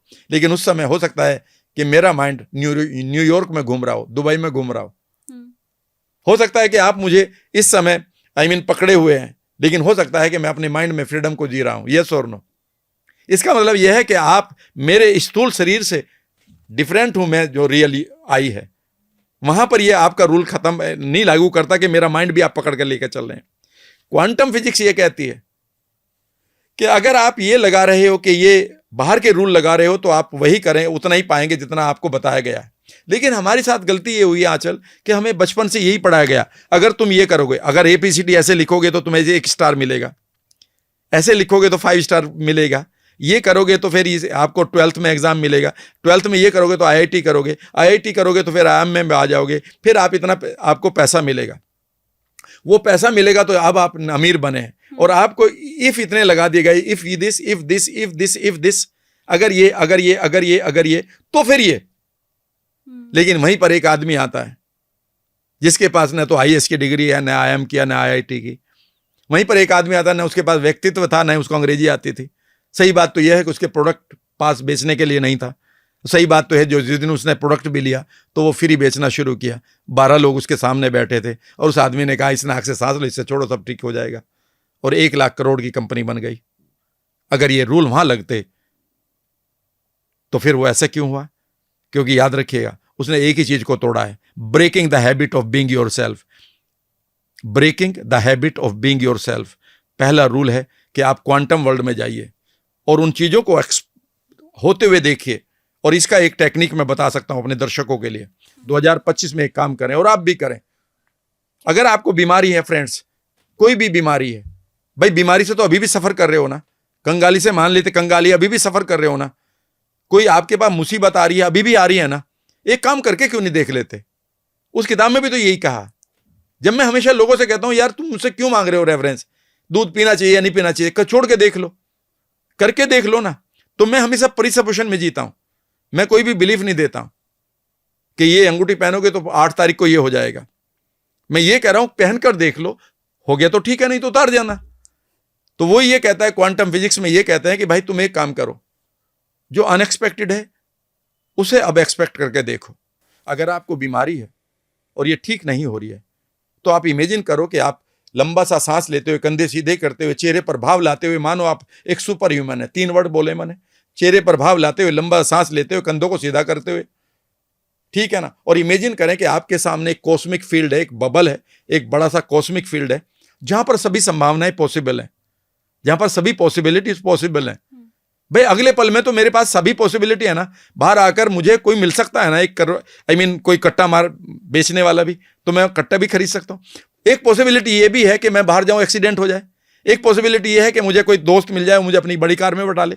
एक पॉसिबिलिटी ये है कि इस समय मैं बार में बैठ जाऊं। एक पॉसिबिलिटी ये है कि जो मेरे बैग में किताब पड़ी मैं उसे पढ़ना शुरू कर दूं। एक पॉसिबिलिटी ये है कि मैं अच्छे गोल बना लूं। एक पॉसिबिलिटी ये है कि मैं ड्रग्स लेना शुरू कर दूं। एक पॉसिबिलिटी है कि मैं किसी के साथ मुस्कुराकर उससे हालचाल की बात करूं। एक पॉसिबिलिटी है कि मैं किसी के साथ गाली देकर मारपीट करूं। मेरे पास इस समय में, अगले पल में कितनी पॉसिबिलिटीज हैं? हजारों है ना, लाखों है ना। ये भी तो पॉसिबिलिटी हो सकती है कि यार इस पॉडकास्ट को देखकर एक बड़ी फैमिली, जो इस देश की बड़ी फैमिलीज में से एक आती है, वो अपने लिए मुझे अपना मेंटोर चूज कर ले अपने बच्चों के लिए, और मुझे 500-700 करोड़ रुपए दे देंगे। समझ गए मेरी? है ना ये पॉसिबिलिटी? बिल्कुल। ये पॉसिबिलिटी तो क्लियर है ना। तो अगर ये पॉसिबिलिटी है तो यहां पर क्वांटम फिजिक्स ये कह रही है, इसे ऑब्जर्व क्यों नहीं कर रहे आप, इसे डर क्यों रहे हो? 6700 में से 6100 लोगों का 4th स्टेज का कैंसर ठीक हो सकता है मिस्टर राइट का पानी के इंजेक्शन लगाने से। अमेरिकन मेडिकल जर्नल और आपके गूगल पर पढ़ा है मिस्टर राइट को जो इंजेक्शन लगाया पानी का, वो ठीक हो जाता है, और वो भी 4th स्टेज का। तो संभावना है ना। तो आप एक काम क्यों नहीं करते? इमेजिन करो कि लंबा सा लेकर, सांस लेकर, और 24/7 इसमें रहेंगे। देख लेना, फिर आप निकलने को मन नहीं करेगा। चाहे आप कहीं बैठे हो, चाहे किसी के साथ डांस कर रहे हो, चाहे किसी को प्रपोज कर रहे हो, चाहे किसी से ब्रेकअप कर रहे हो, आपका जोन ही वही रहेगा। इंटरनल पीछे कुछ और चल रहा है, बाहरी वर्ल्ड में कुछ और दिखाई दे रहा है। दुनिया बाहरी वर्ल्ड को देखकर उसे उसमें रूल बना देती है। इस आदमी ने 21 काम ये किए थे, अरे ये नहीं किया था, उसने एक ही काम किया था कि वो इस समय डिफरेंट माइंड के साथ। पहले तो आसपास के लोगों को खत्म करो, जो ये इतना ना सारा गंद हमारे दिमाग में भरते रहते हैं। ये इतनी सारी फालतू की बातें, इनको भी तो आपने अट्रैक्ट किया। ये ऐसे नहीं आए, आप उसी माइंड से, बेकार के माइंड से वही तो अट्रैक्ट करोगे। इसमें आपकी जिम्मेदारी है। ठीक है, हम लोग कंटिन्यू करते हैं हाँ, हेल्थ को। तो मैं उसको बताता हूँ। तो आपको कंधे सीधे करके बैठना है ठीक है। और इमेजिन करना है कि अब आपके कुछ कदम पर आपके सामने एक बड़ा सा कॉस्मिक फील्ड है जिसमें सभी संभावनाएं इस यूनिवर्स ने आपके लिए दे रखी हैं। अब आप इमेजिन करो कि आपको क्या चाहिए, और मैं कह रहा हूँ expect the unexpected positive way में। आपकी सारी बीमारियां ठीक हो चुके हैं, उस पिक्चर को एक तरफ कर देख लो। ठीक होने के बाद माताजी पिताजी आपके एंसेस्टर कितने खुश है उसे भी देख लो, आने वाली जनरेशन कितनी खुश है वो भी देख लो। आपके पास वो बहुत सारा पैसा मिल रहा है जो 2025 और उसके बाद आपको चाहिए, वो मिल चुका है, उसे देख लो। जो सेलिब्रेशन लाइफ के चाहिए उसे भी देख लो। कॉस्मिक फील्ड में तो सारी चीज अवेलेबल है। वहां पर एक्सीडेंट, उसे मिटा दो, उसे पीछे ले जाओ, मानो आपके पास एक रिमोट कंट्रोल है। और अब आप इमेजिन करो कि इसमें पूरी तरह से बनाकर आंखें बंद करके कमरे को, जब लोग सब सो जाएं, ठीक है ना, जब, और अब आप इमेजिन करें कि आप इस खूबसूरत कॉस्मिक फील्ड में आप जा रहे हैं और एक एक पिक्चर के साथ मर्ज हो जाएं। बीमारी आपके ठीक हो चुके हैं, आप स्लिम हेल्दी एनर्जेटिक यंग हो चुके हैं, बाल गाल स्किन बॉडी पूरी तरह से एंजॉय करिए। उसके बाद आपके रिवार्ड क्या होंगे, तालियां देखिए सबकी। उसके बाद आप फ्यूचर में क्या क्या सेलिब्रेट करेंगे उनको एंजॉय करिए। कुछ स्पेशल लोग आपसे कह रहे हैं आपको हक करते हुए, you are my hero, I love you, उसे सीखिए। वो आपके फादर हो सकते हैं, मदर हो सकते हैं, आपके एंसेस्टर्स हो सकते हैं, आपके आने वाली जनरेशन हो सकती हैं। आपके लिए वहाँ पर हवा डिफरेंट बह रही है, आपके लिए वहाँ पानी बहुत मीठा हो चुका है। अब इसे एक्सपेंड करिए, और क्या और क्या और क्या। और अगले 20-21 दिन किसी भी समय बैठकर 4 बजे उठने की कोई जरूरत नहीं है। 4 बजे उठने के यानी कि जब उठते हुए मजा नहीं आ रहा, उस एक्टिविटी को करते हुए मजा आ जाएगा, बावलेपन की बात है। 8 बजे तो आपसे उठा नहीं जाता, 4 बजे उठोगे अपने गोल्स को पूरा करने के लिए। अरे उठने के लिए ये बॉडी तुम्हें सोने ही नहीं देगी, एक बार तुम्हें दिन में ही कर लो इसको। और अब इसको 50-100 बार इस उसमें रहिए, और अब आपकी फायरिंग होगी पहले, फिर वायरिंग हो जाएगी, और फिर वायरिंग के ऊपर इस पूरा इंसुलेशन हो जाएगा, और आप कहीं भी बैठे हैं। एक आदमी कह रहा होगा, सर लाइफ बहुत ही स्ट्रगलफुल है। आप कहें पर अंदर क्या चल रहा है? मेरे लिए तो मस्ती है, तो ही बावला है। और ये चीज फीलिंग ना सेम मुझे आपसे आती है। आपके सामने मैं कितनी भी बातें कर लूं ना, आप भी कहते हो कि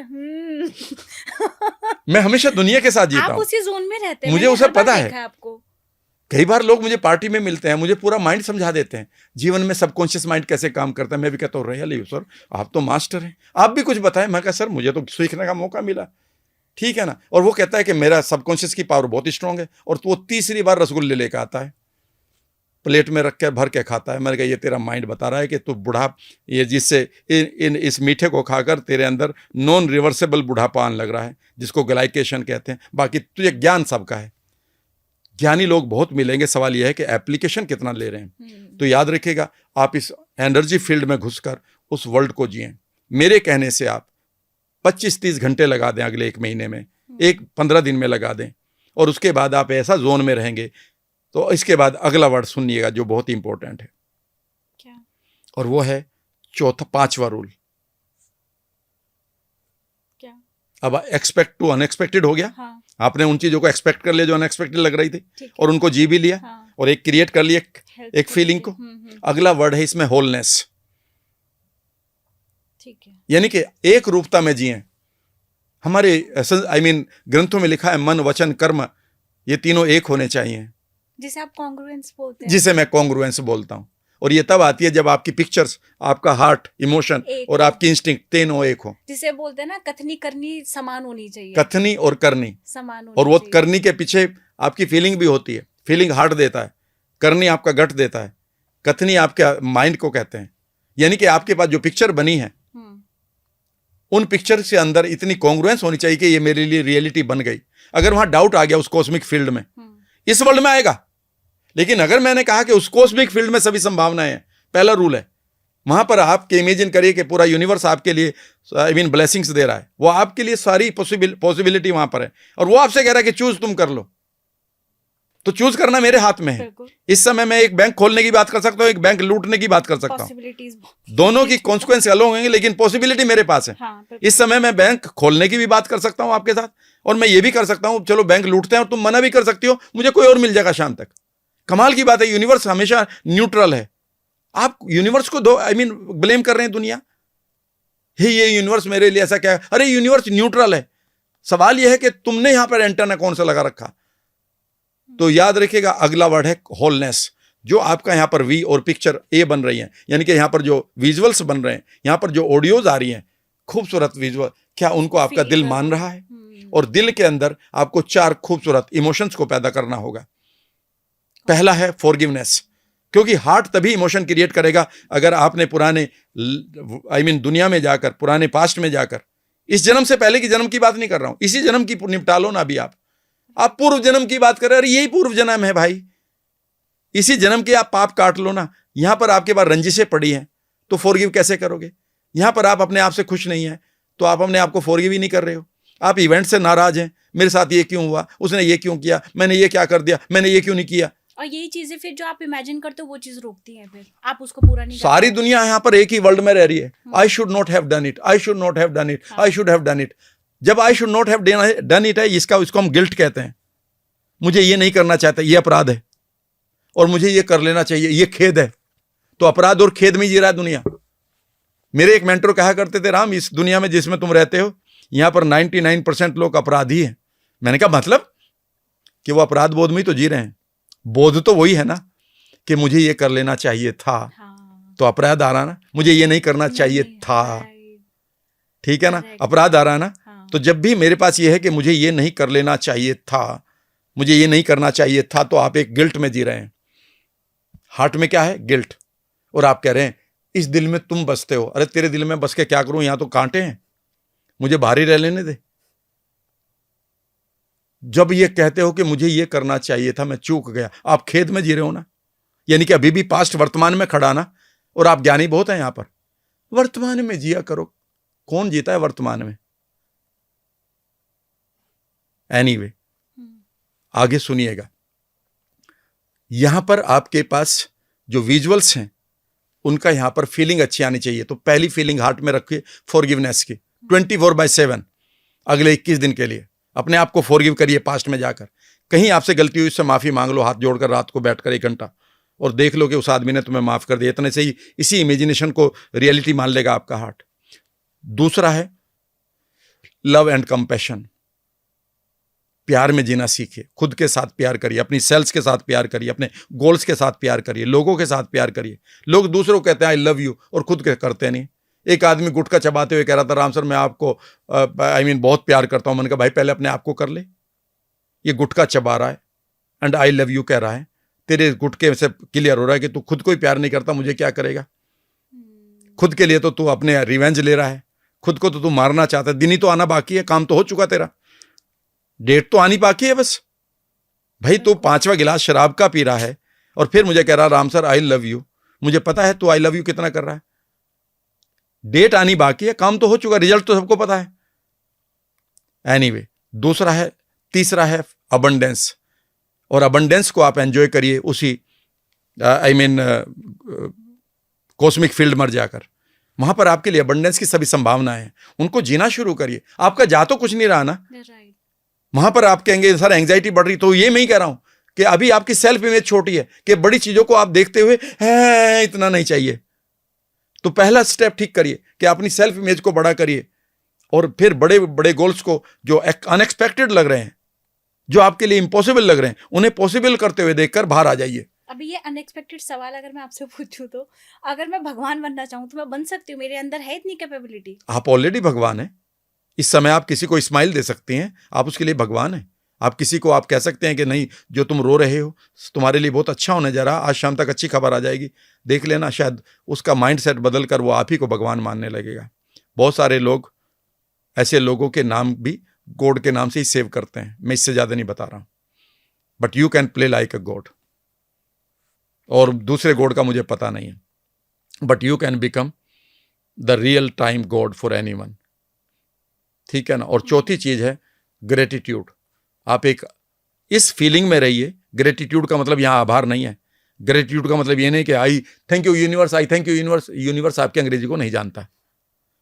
ग्रेटिट्यूड का मतलब यहां पर होता है कि जो चीज आपने सीख की है, जिसकी जिज्ञासा रखी है, उस कॉस्मिक फील्ड में जाकर आपके पास एक सर्टेनिटी आ चुकी है कि ये तो मेरे लिए हो रहा है। यानी कि मेरे फादर को मैंने बोला था कि मुझे किताब चाहिए, अब मैं इस सर्टेनिटी में जी रहा हूं कि तो आएगी, कल तो निकलेगा ना सूरज आपके लिए। डाउट नहीं। जो डाउट जब नहीं होता, इसे ग्रेटिट्यूड कहते हैं। ग्रेटिट्यूड का मतलब ये नहीं है कि जो तुमने भगवान मुझे दिया उसके लिए थैंक यू। क्यों बिजनेस कर रहे हो क्या मेरे साथ? भगवान के साथ बिजनेस कर रहे हो? जो तू देगा तो थैंक यू, मतलब रिवार्ड तुम्हें मिलता है, प्रॉब्लम किसी और को मिले। तो ये कहने में प्रॉब्लम क्या है? अगर मैं अगर भगवान ने मुझे तो आप इस चीज को कह रहे हैं कि जो कुछ तुम दोगे हाँ। उसके लिए मैं आभारी हूं, जो तुम नहीं, जो मुझे अभी चाहिए उसके लिए नहीं, तो फिर मेरा तुम्हारा रिश्ता क्या रहा? मतलब रिश्ता तो ये होना चाहिए कि जो मैं सीख भी कर रही हूं आपसे, जिज्ञासा भी रखती हूं, मुझे मालूम है तुम पूरा करोगे, ये फीलिंग डिफरेंट है। अच्छा। अभी जो मैंने आपको दिया उसके लिए थैंक यू बोला है, तो ये तो आपने बार्टर कर लिया ना, ये तो एक बाजारू रिश्ता हुआ ना। माँ का बेटे के लिए बाजारू रिश्ता नहीं होता। माँ अपने बेटा एक अपनी माँ की गोद में हमेशा सुरक्षित पाता है। ये सुरक्षा तब महसूस होती है जब माँ जाती है जीवन में, किसी भी उम्र में जाए, तब ऐसा लगता है उस आदमी को, भले ही वो उसके पास उसकी गोद में नहीं रहता उस समय 50 साल का आदमी, पर उसे एकदम से लगता है यार मेरी तो सेफ्टी चली गई, मेरी सिक्योरिटी चली गई। देख लेना कभी भी किसी आदमी से सोचना। तो ये ग्रेटिट्यूड जब हमारे सामने कोई सिचुएशन आती है तब नहीं निकलता है? नहीं, ये ग्रेटिट्यूड का मतलब होता है कि जो चीज आपने जिज्ञासा करी है उस कॉस्मिक फील्ड में जाकर, मानो यूनिवर्स उसके लिए आपको देते जा रहा है, वो हो रही है राइट टाइम पर। चाहे भले वो मुझे कहीं ना कहीं से पेन मिल रहा है, तो मैं ग्रेटिट्यूड कैसे कर पाऊंगी उस सिचुएशन में? तो पेन क्यों देख रहे हो वहां पर? आप लर्निंग देखो ना। आप जीवन में दो ही तो चीज है आपके, फिर पेन वर्ड दे दिया आपने। यही वो वर्ड्स हैं जिनसे मैं लाइक नहीं करता। जीवन में याद रखिए पेन नहीं है, लर्निंग है। आपके पास दो ही तो चीज दे रहा है ऊपर वाला, एक तो आपको या तो रिवार्ड दे रहा है या लर्निंग दे रहा है। अब कहते हैं लर्निंग तो पड़ोसी को मिल जाए, रिवार्ड मुझे मिल जाए, ये बहुत बढ़िया बात है भाई। मतलब इलेक्शन में तो गाली खाए कोई और, प्रधानमंत्री बन जाए आप। याद रखिएगा वो पेन नहीं है, वह एक लर्निंग है। जब आपका दिल टूटा, जब आपके सपने टूटे, जब आपको चोट लगी, जब आपको किसी ने धोखा दिया, जब आपको मनचाहा रिजल्ट नहीं आया, तो आपको उस समय दर्द हुआ ना। याद रखिएगा यही तो वो लर्निंग थी जो यूनिवर्स आपको दे रहा था और बेहतर बनने के लिए, कि अभी और पास करने पड़ेंगे एग्जाम। और जब वो रिवार्ड मिलता है तब तो आप खुश हो जाते हो, तब तो ये मानते हो ये तो मेरे हिस्से के हैं, लर्निंग किसी और के हिस्से में आए। तो याद रखिएगा यूनिवर्स आपको हमेशा, और यही अबंडेंस है, जब आप लर्निंग को लर्निंग की तरह ले, पेन की तरह ना ले। और रिवार्ड तो आपकी लाइफ में है ही। इस समय मैं और आप इस सिचुएशन को कितनी बढ़िया तरीके से एंजॉय कर रहे हैं, लेकिन हम ये मानते हैं ये तो एंजॉयमेंट है, और जो प्रॉब्लम है वो कहीं नहीं आनी चाहिए। भाई वो प्रॉब्लम आकर ही तुम हमेशा इवॉल्व होगे। तो हमेशा एक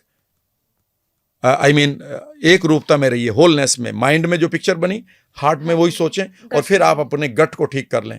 यहां से इंस्टिंक्ट आएंगे, और जैसे हम लोग इंट्यूशन आएगी, जिसको मैं अभी बताऊंगा। और इसके बाद नेक्स्ट पॉइंट है, मेरे विचार से अब छठा पॉइंट है, और वो है रेज योर वाइब्रेशंस। आप अपनी 2025 में वाइब्रेशंस को रेज करें। अच्छा। और रेज करने का एक ही तरीका है।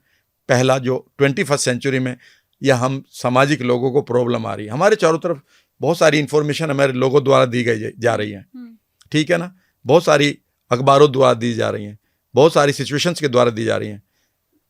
याद रखिएगा जब भी आपको कोई निगेटिव थॉट मिलता है, निगेटिव रेफरेंस मिलता है, कोई आदमी कहता है यार ये तो दुनिया बड़ी खराब है, इनके लिए इंसुलेट होना सीखो। ये आपकी वाइब्रेशन को कम कर देंगे। यानी कि जिस वाइब्रेशन पर, अगर आपके किसी वाइब्रेशन पर सफलता है तो उसी वाइब्रेशन को मैच करना होगा। इसे हम ओवरलैपिंग द वेव कहते हैं। मान लेते हैं मेरी सक्सेस की वेव तो ऐसे चल रही है और मेरी वेव ऐसे चल रही है, तो मेरी सक्सेस के साथ मेरी वेव चल ही नहीं रही है, तो मैं कितना भी मिलाऊं तो ये कभी भी मैं इसको कोलैप्स नहीं कर पाऊंगा। तो यानी कि जो आपके सफलता की, पैसे की, खुशियों की, हेल्थ की जो वेव है, उसके साथ क्या आप चल रहे हैं? और वो तब तक नहीं चल पाएंगे जब तक कि आप इन बेकार के, जो पहले दूसरे में था, आप अपने नए माइंड के साथ काम नहीं करेंगे और अपने आप को इंसुलेट नहीं करेंगे बेकार के विचारों से। और इसके लिए सिंपल सी बात यह है, जब भी दुनिया आपको कोई भी स्टेटमेंट दे, एक ही सवाल करो, क्या ये एक यूनिवर्सल ट्रूथ है या ये इसकी ओपिनियन है?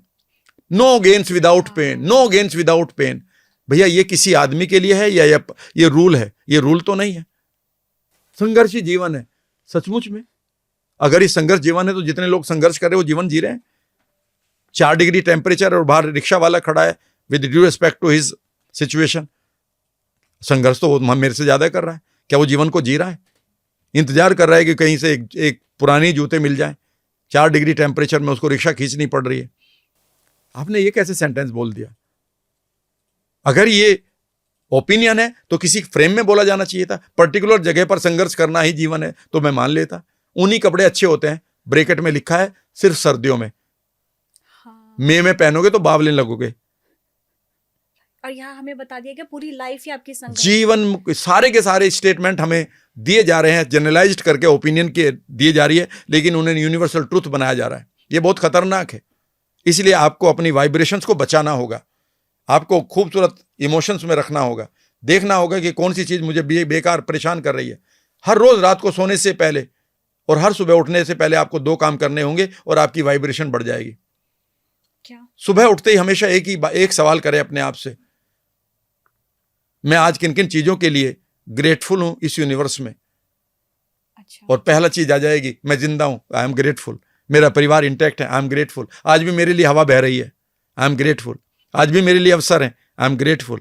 आज भी मेरे लिए बहुत सारी अपॉर्चुनिटी पैदा हो सकते हैं, ग्रेटफुल। आज भी पानी मेरे लिए मीठा है, आज भी मेरे लिए पृथ्वी इंटैक्ट है। एक बड़ी खाई यहां होती तो मैं तो अब तक नीचे चला जाता।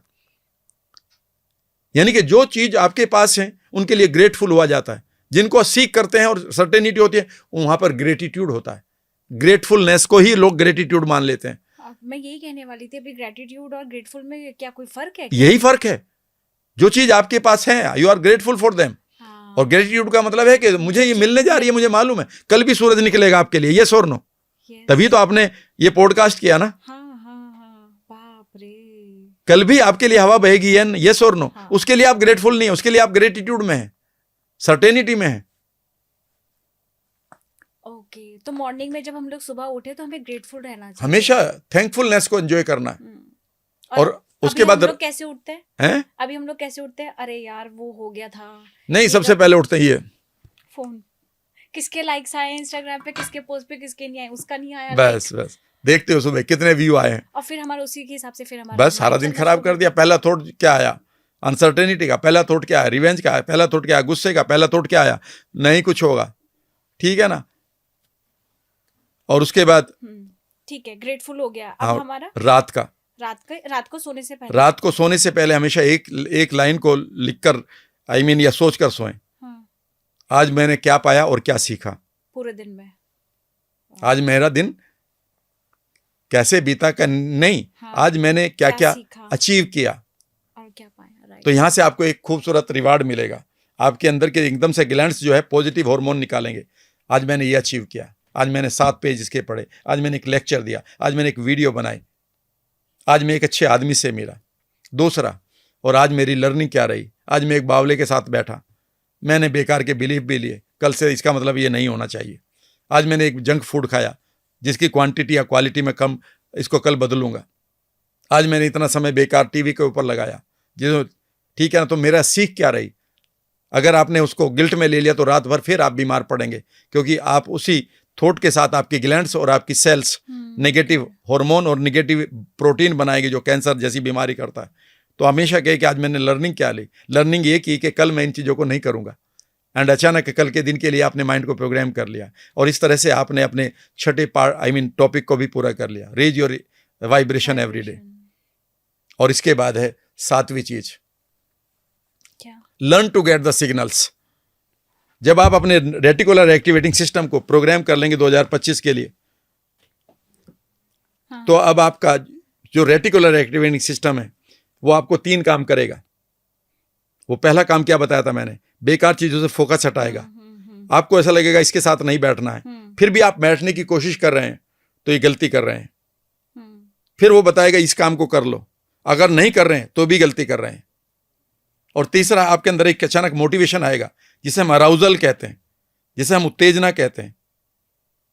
उत्तेजना का मतलब है अचानक आपको एक मोटिवेशन मिलेगा, करते हैं इस काम को, लेट मी डू इट। लेकिन इसको भी लोग मार देते हैं, कल कर लेंगे। ये आदमी कौन है जो कल कर लेंगे? अभी एक आदमी कह रहा था अभी करेंगे, एक आदमी कह रहा कल करेंगे। याद रखिएगा, हम 2 आदमियों के बीच में जीते हैं। एक कहता अभी करेंगे, एक कहता कल करेंगे। इन दोनों के बीच में इंटीग्रेशन करिए।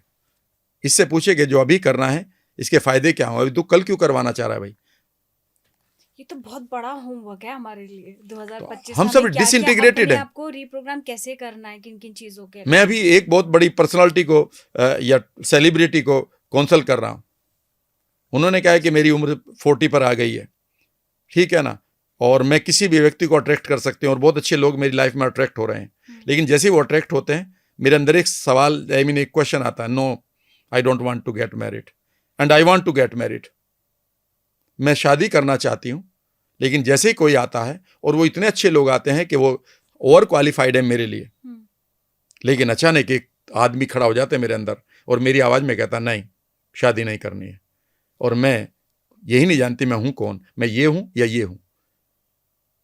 और मैंने कहा तुम कोई भी नहीं हो, तुम डिसइंटीग्रेटेड हो। एक थॉट कह रहा है कि ये कर लो, एक थॉट ये कह रहा है ये कर लो। हम जीवन में अपराध बोध में क्यों जीते हैं आजकल, पता है? एक थॉट कहता है शराब पी लो, एक कहता है मत पियो। एक कहता है इस रिश्ते में जाओ, एक कहता है मत जाओ। एक थॉट कहता है सिगरेट पी लो, एक कहता है मत पियो। एक थॉट कहता है पतले हो जाओ, एक थॉट कहता है जैसे खाना आता है खूब खाओ। यस और नो? बिल्कुल। और ऐसे में आप लोग कहते हैं, कई बार लोग कहते हैं मुझे, सर आज मेरा मन कर रहा था शराब पीने को, मैंने विल पावर से शराब नहीं पी, आई एम ए विनर। मैं कहता हूं you are a big loser, तुम एक बहुत हारे हुए इंसान हो। वो कहते सर कैसे? मैंने कहा जो पार्ट ये कह रहा था कि शराब पीनी है, वो कोई और था कि तुम ही थे? सर मैं ही था। तो तुमने उस पार्ट को मारा है ना?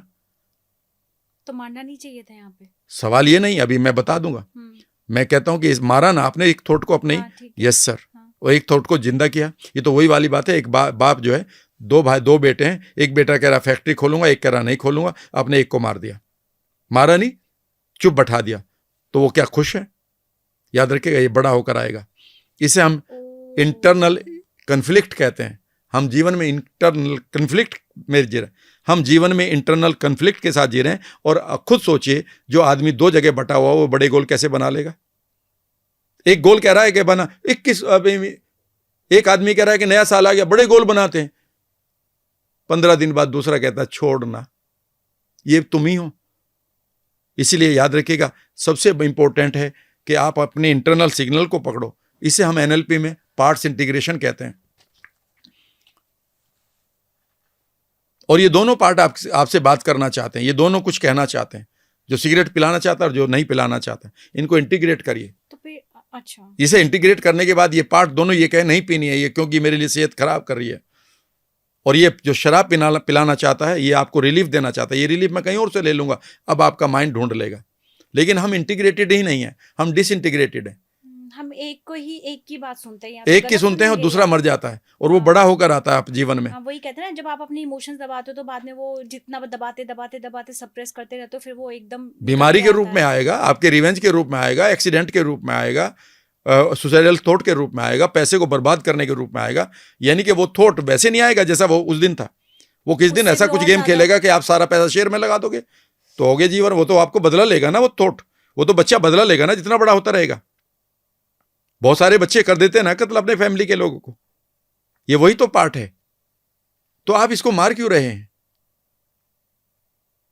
इसके साथ इंटीग्रेशन क्यों नहीं किया? ये क्या कहना चाहता है, ये क्या कहना चाहता है, इन दोनों की सुनते क्यों नहीं? हाँ, तो ऐसी सिचुएशन में जैसे मान लीजिए आपने अभी एग्जांपल दिया कि एक सिगरेट पीने के लिए मन कह रहा, दूसरा कह रहा मना कर रहा, तो इस टाइम पे ऐसी सिचुएशन में वो पहला स्टेप क्या ले? सिंपल सी बात है, मेरा 6वां दिन इसी पर ही आता है, मेरी एनएलपी वर्कशॉप का। हाँ। उसमें मैं कहता हूं कि इस चेयर पर तुम बैठे हो, एक आपके सामने चेयर है, एक और राइट में चेयर है, और ये ट्राइंगल है।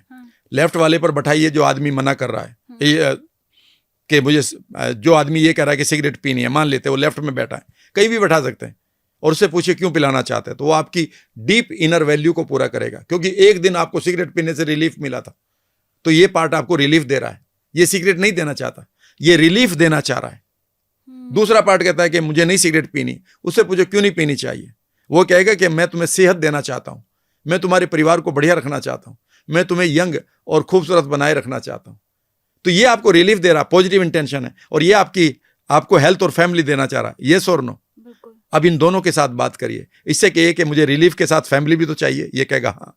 और इससे कहिए कि रिलीफ के साथ मुझे, आई मीन फैमिली के साथ मुझे रिलीफ भी चाहिए, हाँ। तो क्या एक दूसरे की इंटेंशन को, बिहेवियर को नहीं, एक दूसरे की इंटेंशन को आप इंटीग्रेट करेंगे? यस। और अब आप इमेजिन करिए आंख बंद करके कि दोनों एक हो रहे हैं, और जो एक रूप हो रहा है आपका, उसमें अब दो वैल्यू आ गई, फैमिली रिलीफ। Oh और अब आप इसे my इमेजिन करिए कि God. गले लगा रहे हैं और इसे आप 5-7 बार कर लीजिएगा। सडनली आपके अंदर एक आदमी पैदा हो चुका है जिसकी एक वैल्यू है रिलीफ और एक है फैमिली, और ये दोनों तो आपके लिए बढ़िया बात है। सिगरेट पिलाने वाला पार्ट तुम्हारा दुश्मन नहीं है, बिहेवियर वो गलत दे रहा है। एक बच्चा आपके ऊपर इंक फेंक रहा है, वो गलत नहीं है। वो कह रहा है सर गलत नहीं, कैसे नहीं है, मेरी फाइल खराब कर दी, मेरी प्रेजेंटेशन होनी थी, शर्ट खराब कर दी, गलत कैसे नहीं है? वो गलत नहीं है, बिहेवियर गलत है। इंटेंशन उसकी यह है कि उसे प्यार चाहिए आपसे, उसे अटेंशन चाहिए। बहुत दिनों से तुम उससे बात नहीं कर रहे, तुम उसे रिजेक्ट कर रहे हो। याद रखिएगा, every behaviour has a positive intention. हर एक बिहेवियर के पीछे एक पॉजिटिव इंटेंशन है, इसलिए आपको इंटीग्रेट होना है। यह हमारा 7वां पॉइंट था।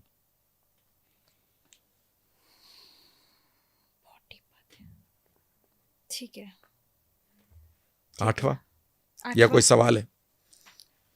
मैं लूंगी, पहले आप हमें सारे पॉइंट्स कर लेते हैं। हाँ, ठीक है। 8वां पॉइंट है, उसके बाद यह है एंजॉय द सर्टेनिटी। एंजॉय 2025 में आप उस कॉस्मिक फील्ड में जाकर एक सर्टेनिटी को जिएं, एक निश्चितता को जिएं कि ये यूनिवर्स मेरे फादर की तरह है, जहां पर मैंने जिज्ञासा की है। पहली तो बात याद रखिएगा, एक चीज मैं नोट करवा दूं, कभी भी आप यूनिवर्स के सामने बैगर नहीं बनेंगे, भिखारी नहीं बनेंगे। लॉ ऑफ अट्रैक्शन करते हुए कभी भी आप बैगर नहीं बनेंगे। अगर तुम अपने फादर के सामने, एक बच्चा फादर के सामने ये कहने लगे मैं भिखारी की तरह आपसे कह रहा हूं कि मुझे किताब लाओ और मुझे पढ़ाओ, याद रखिएगा जो रियल फादर वो थप्पड़ मारेगा। अभी तू मेरे सामने भिखारी मांग रहा है, मैं तुझे राजकुमार बना रहा हूं। तो जीवन में भीख नहीं मांगनी यूनिवर्स से, भिखारी ना बने, क्योंकि भिखारी याद रखिएगा डिजर्व नहीं करता, जिज्ञासु डिजर्व करता है बड़ी चीज को। तो जीवन में अगर यूनिवर्स से कुछ पाना चाहते हो तो जिज्ञासु बनिए, सीकर बनिए, बैगर मत बनिए। जब आप उस कॉस्मिक फील्ड में जाएं तो ये रूल लगाएं कि यहां पर ये जो चीज मुझे मिल रही है ये सर्टेन है, और इस सर्टेनिटी को इस तरह से एंजॉय करें कि मानो ये आपकी हो चुकी हैं, मानो ये कैसे आपकी हो चुकी हैं, तो कैसे इसे अपने फायदे के लिए और दुनिया के फायदे के लिए आप यूज कर रहे हो जब तक आपकी लाइफ है। इसे एक बड़े स्पेक्ट्रम में देखना शुरू करें कि जो रिवार्ड आपको मिल रहे हैं, जो सेहत आपको मिल रही है, how it will impact your life, and ये आप दूसरे लोगों के जीवन को भी कैसे प्रभावित करें। मैं जब कोई किताब पढ़ता हूं, याद रखिएगा, मैं जानता हूं ये मैं अब अपने लिए नहीं पढ़ रहा हूं, ये बीमारी मुझे नहीं है और मुझे पता है ये होगी भी नहीं, इतनी सर्टेनिटी है, पर मैं ये जानता हूं इसलिए पढ़ रहा हूं, इसलिए मुझे एक जिज्ञासा रहती है, और वो जिज्ञासा मुझे एनर्जी देती है कि ये किसी के काम आएगी और मैं उसके लिए ये वीडियो बनाऊंगा। उस पर मुझे मालूम है 100 गालियां मिलेंगी, एक थ्रेट भी मिलेगी, कोई बात नहीं, जो जिसके पास है वही देगा। कई बार कहते हैं लोग, राम साहब तुम्हें तो लोग गाली देते हैं। मैंने कहा उस बेचारे को बचपन से माता पिता ने यही दिया था, उसने मुझे दे दिया, मैं इसमें क्या कर सकता हूं। लेकिन मुझे तो बहुत सारे लोग प्यार भी दे रहे हैं, मैं एक आदमी की गाली से क्यों रुकूं, जो जिसके पास है। सही बात तो है, जो जैसा देखता है वैसे ही जीवन में मुझे पाता है। जीवन को भी तो जैसा आप देखते हैं वैसे ही पाते हैं। हाँ। जीवन खूबसूरत है, बड़ा खराब है, बहुत खराब लगेगा, अभी बहुत सारी चीजें याद आ जाएंगी। तो आप एक सर्टेनिटी में जिए, ये मेरे लिए हो रहा है। कई बार मैं परेशान होता तो मेरे एक मेंटर क्या करते थे, कल का सूरज आपके लिए निकलेगा, यस और नो। मैंने कहा यस, पक्का है ये? हाँ। मैंने कहा, कहते उसी जगह पर जहां पर ये पिक्चर बन रही है कि कल का सूरज जरूर निकलेगा, उसी जगह पर एक पिक्चर बना लो कि उसी जगह पर तुम कल खूबसूरत अपॉर्चुनिटी के साथ जी रहे हो, और 24/7 और 24/7 एक सर्टेनिटी में जिए। ये हो रहा है मेरे लिए, ये हो रहा है मेरे लिए। सर ये नहीं हुआ, ये हो गया ना, ये लर्निंग है, ये लर्निंग है। डिटूर कैसे नहीं आएंगे? आप यहां से देहरादून जाएंगे तो बीच में कई बार जैम लगा होगा और आप एक बाईपास लेंगे, और कई बार आपको कार अपने गांव, किसी गांव से निकालनी पड़ेगी। वो घंटे के 2 घंटे का जो डिटूर हुआ है, 2 घंटे का लेट हुआ है, तो आप ये भी नहीं चाहते जीवन में, मतलब आपके लिए सब कुछ ऐसा परफेक्ट हो द वे यू वांट। और हो सकता है कि ये 2 घंटे तुम्हें लेट करवाए हैं, हो सके है कि 2 घंटे पहले चले जाते हैं, वहां कोई एक्सीडेंट हो जाता है आपका। याद रखिएगा, आपके लॉ ऑफ अट्रैक्शन में जो रिवार्ड है वो लेट नहीं हो रहे हैं, आप किसी बड़े खतरे के द्वारा यूनिवर्स से बचाए जा रहे हैं। सही ऋतु आएगी, सही फल आएंगे। आपके ऋतु से पहले फल चाहिए। एक 10 साल का बच्चा कह रहा, मैं मैनिफेस्ट कर रहा हूं पापा कि आपकी पिस्तौल मुझे मिल जाए। बाप उसे देगा, पहले उसे ज्ञानी बनाएगा, 21 साल का करेगा, जब वो लाइसेंस हो जाए होगा उसके पास, फिर उसे बताएगा कि बेटा पिस्तौल का यूज कहां होगा। अभी 10 साल की उम्र में तुम्हें पिस्तौल दे दे बाप, मैं यूनिवर्स कहते ही तुम्हें दे दे एकदम से कि सारा कुछ मिल जाए, और उसका अभी ज्ञान आपके पास है नहीं, विजडम है नहीं, इससे खुद भी बीमार हो और किसी और को भी मार सकते हो तुम। तो जो चीज़ आपकी लाइफ में हो रही है वो बहुत अच्छी हो रही है, वहाँ पर लर्निंग ही तो है। लेकिन आप कभी भी अपने सीकिंग को ख़त्म ना करें। जब भी आप सीकर बनते हैं तो आप यूनिवर्स के साथ एक कनेक्शन को तय कर लेते हैं कि मेरा और तुम्हारा रिश्ता ये है कि मैं सीख करूँगा, मैं जिज्ञासा रखूँगा और तुम इस जिज्ञासा को पूरा करोगे, लेकिन समय तुम्हारा होगा। कई बार लोग ऐसा होते हैं, जहाँ तक मैं समझती हूँ, वो लर्निंग की मतलब उनकी आदत ऐसी हो जाती है कि बस वो हर कोई सिचुएशन आई बस वो लर्न ही करते रहते हैं। वो उससे उभर नहीं पाते। जैसे आपने कहा ना ये वाली चीज़ कि आपको सीकर बनना पड़ेगा, वो सीकर नहीं बन पाते। वो उस जोन में चले जाते हैं कि हाँ ठीक है ये हुआ है ना मेरे साथ, ठीक है इसमें मुझे कुछ लर्निंग होगी, लेकिन वो उससे उभर ही नहीं पाते। आपको यही तो याद रखिएगा, जब भी आपके कोई भी चीज़ आप चाहते हैं तो आपको एक अलाइनमेंट ये भी करना होगा कि यहाँ से मैंने सीखा है, यहाँ से मैंने सीख लिया कुछ चीज़ों को, मैंने लर्न कर लिया, लेकिन अब इस लर्निंग का फ़ायदा ही उठाना है। कई बार आप लर्नर बन के रह जाते हैं लेकिन ग्रोथ नहीं ले रहे हैं, क्योंकि आपको लगता है कि ग्रो करना एंटी स्पिरिचुअलिटी है। जबकि मैं कहता हूं कि जितना भी स्पिरिचुअल है, जितने भी स्पिरिचुअल लोग होंगे वो हमेशा अमीर होंगे, और उन्हें ही अमीर होना चाहिए, कंगाल को नहीं। अगर इस समय मेरे पास खूब पैसे हों तो मैं उन पैसों का क्या करूंगा? क्या मैं किसी की सुपारी लूंगा? नहीं। क्या मैं किसी के ऊपर गाड़ी चढ़ाऊंगा? नहीं। मैं उसका एक ही काम करूंगा, मैं बढ़िया सा वेलनेस सेंटर खोल लूंगा, मैं यूनिवर्सिटी बनाऊंगा, मैं स्कूल बनाऊंगा, मैं अच्छे पार्क क्रिएट करूंगा, मैं ओल्ड एज होम बनाऊंगा। इसलिए याद रखिएगा, अगर आप स्पिरिचुअल हैं और आप अमीर नहीं हैं तो आप बहुत बड़ा धोखा कर रहे हैं अपने लिए और दुनिया के लिए, और ये मैं किसी के मुंह पर कह सकने के लिए तैयार हूं। अगर आपको इतनी विजडम आ गई कि जीवन को कैसे चलाएं, तो ये विजडम भी तो लो कि पैसा मेरे पास जब सबसे ज्यादा होना चाहिए, क्योंकि आप ही की तो जरूरत है इस दुनिया को। एक आदमी जो नॉन स्पिरिचुअल है, जिसको ये नहीं पता मैं क्या कर रहा हूं, अगर उसके पास पैसा आ गया तो वो क्या करेगा?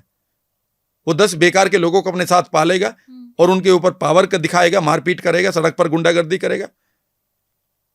इसलिए स्पिरिचुअल लोगों का ये फर्ज बनता है कि वो पैसे के लिए बहुत पॉजिटिव रहें, पावर के लिए पॉजिटिव रहें। क्यों वो स्पिरिचुअल लोग तो मोह माया से बिल्कुल दूर हो जाते हैं। अरे मैं यही तो कह रहा हूँ, मोह माया से दूर हो गए तो इस माया, मैं कब कह रहा हूँ कि मोह माया से दूर होने का मतलब यह है कि आपके पास माया ना हो। जहां तक इस सवाल का नाम है कि मोह माया से दूर रहना चाहिए, ये कुछ एक लोगों का एक जनरलाइज्ड ओपिनियन है, ये रियलिटी नहीं है। अगर मैं स्पिरिचुअल गुरु हो गया हूँ और स्पिरिचुअलिटी में ऊपर आ गया हूँ और इस समय मेरे पास माया आ जाए, 100 करोड़ आ जाए, ये मैं इससे दूर रहूंगा, अपने पास होल्ड नहीं करूंगा। मैं होल्डर जमाखोर नहीं बनूंगा। मैं क्या करूंगा? बढ़िया सी जगह बनाऊंगा, बढ़िया आश्रम बनाऊंगा, बढ़िया यूनिवर्सिटी बनाऊंगा। ये और नो तो मैंने मोह माया से कोई यूज कर दिया ना। याद रखिएगा, होल्डर खतरनाक है, जमाखोर खतरनाक है। और जमाखोरी कौन नहीं करेगा? जो एक स्पिरिट के साथ जिंदा हो। स्पिरिट का मतलब जीने की जो ऊर्जा है, जो उस ऊर्जा को पहचान चुका है, वही तो दूसरे की कद्र करेगा। इसलिए मैं ये मानता हूं कि अगर आप स्पिरिचुअली ग्रोन हो चुके हैं तो आपके पास पैसा होना चाहिए, और बड़ा पैसा होना चाहिए, तभी आप बड़ी चीज करेंगे। टाटाज ने कितने, बिरलाज ने कितने स्कूल खोल दिए। मैं उनसे बड़ा कोई स्पिरिचुअल नहीं मानता हूं, because they have brought the real change. तो मतलब जिसके पास पैसा है वो स्पिरिचुअल है, या फिर जो स्पिरिचुअल है वो ज्यादा पैसे मतलब कमा सकता है लेकिन यूनिवर्स को दे? वो सिंपल सी समझने की कोशिश करिएगा। जब भी आपके पास ग्रोथ और कंट्रीब्यूशन दोनों वर्ड एक साथ चलें, तो आप स्पिरिचुअलिटी को जी रहे हैं। क्योंकि स्पिरिचुअलिटी का मतलब होता है रिलेटिंग, कैसे आप रिलेट करते हैं। अच्छा, growth and contribution, growth and contribution, यानी कि आप जीवन में ग्रो करें। आप स्पिरिचुअली ग्रो कर रहे हैं, आप मेंटली ग्रो कर रहे हैं। आप कभी ऐसा नहीं हो सकता है कि आप मेंटली सिजोफ्रेनिक हो जाएं और आप स्पिरिचुअल हो जाएं। देख लेना, जितने भी स्पिरिचुअल बीइंग होंगे रियली में, उनका गुस्सा समाप्त हो चुका है, उनके अंदर एम्पैथी आ चुकी है, उनके अंदर सिजोफ्रेनिया नहीं है, उनके पास अल्जाइमर भी नहीं है, उनके पास डिमेंशिया भी नहीं है। They are very young at the age of 80। तो ऐसे लोगों को ही तो आपको अपने रहनुमा बनाना चाहिए। ऐसे लोगों के ऊपर ही तो, इन ऐसे लोगों के पास ही तो पैसा होना चाहिए। उनका मतलब ये थोड़ा ही है कि दुनियादारी से मैं अलग हो गया। क्यों? दुनियादारी में आपका कोई काम नहीं रहा क्या? दुनियादारी को तो आप ही की तो जरूरत है। क्या उस गुंडे की जरूरत है जिसके पास 100 करोड़ आ जाए और उसने 50 लोगों की टीम बांध रखी हो और वो सबको और पैसे उगा रहे हो और जमाखोरी कर रहे हो? क्या ऐसे आदमी को हम रहनुमाई करेंगे? ऐसे आदमी को हम अपने रोल मॉडल बनाएंगे? इसलिए मैं ये कहता हूं कि स्पिरिचुअलिटी के साथ पैसा होना एक बहुत ही बढ़िया सोने पर सुहागा है। ये मेरा मानना है। लेकिन वो रियल स्पिरिचुअलिटी वर्ड जानता हूं। अच्छा, ऊपर वाला नहीं, ऊपर दिखावा नहीं। Showing spiritual and being spiritual, इन दोनों में फर्क है। Showing rich and being rich, इन दोनों में फर्क है।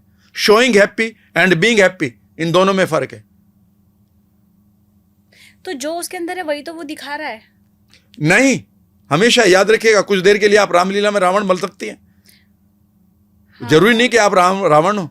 मैं बहुत देर के लिए, बहुत कुछ टाइम के लिए मैं बहुत अच्छा इंसान बन सकता हूँ। हो सकता है कि मैं इंटरनली वर्ल्ड में बहुत बढ़िया किडनैपर हूँ और मैं उस मौके की तलाश कर रहा हूँ कि कब तुम अकेले मिलो और मैं तुम्हें किडनैप कर लूँ। इसका मतलब ये नहीं कि face value is the inner value. जीवन में ये बहुत बड़ी गलती करते हैं हम कि फेस वैल्यू पर यकीन करने लगते हैं। फेस वैल्यू का मतलब ये नहीं है कि आप वो आपकी इनर वैल्यू भी है। फेस वैल्यू पर हो सकता है कि इस समय मैं आपके लिए बहुत अच्छा इंसान बनूं क्योंकि मैं इंतजार कर रहा हूं कि कैसे आप मेरे ट्रैप में आ जाएं, और मेरी इनर वैल्यू है कि आपको ट्रैप करके फिर मैं आपको परेशान करूं या आपसे पैसा उगाही करूं या आपको मैं मेंटली इमोशनली या फिजिकली अब्यूज करूं। इन दोनों में बड़ा फर्क है। इसलिए जरूरी नहीं कि मेरी फेस वैल्यू इनर वैल्यू को रिप्रेजेंट करती हो। आप अपने आप को क्या मानते हैं, स्पिरिचुअल या बिजनेसमैन?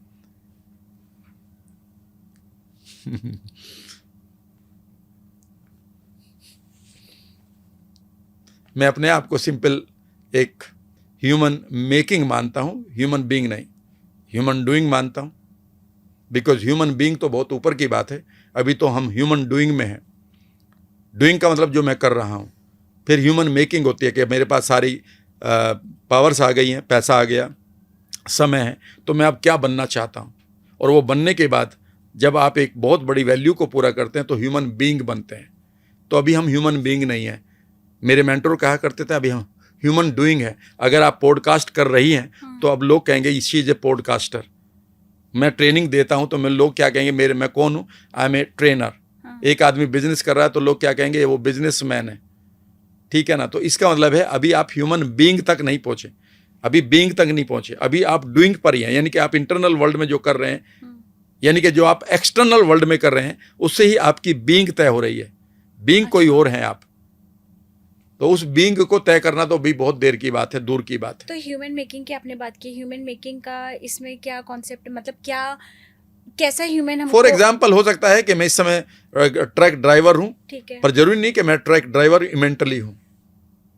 ट्रक ड्राइविंग मैं कर रहा हूं, बट इट डजंट मीन मैं कपड़े धो रहा हूं, doesn't mean that I am a washerman. पर हो सकता है कि इस समय मैं पैसा कमा रहा हूं पर मैं मेंटली एक किडनैपर भी हूं। तो human doing and human making is a different thing. Human doing is different thing. 2025 में आप अपनी सेंसेस को खोले रखें। सेंसरी एक्विटी का मतलब होता है सेंसेस की एक्यूरेटनेस। आप कितने एक्यूरेट हैं अपने सेंसेस को यूज़ करने में। यानी कि जब मैं यहाँ से, अगर मैं दिल्ली से देहरादून जाऊँ तो मुझे पता होता है कि रास्ते में कौन सा टाउन आएगा।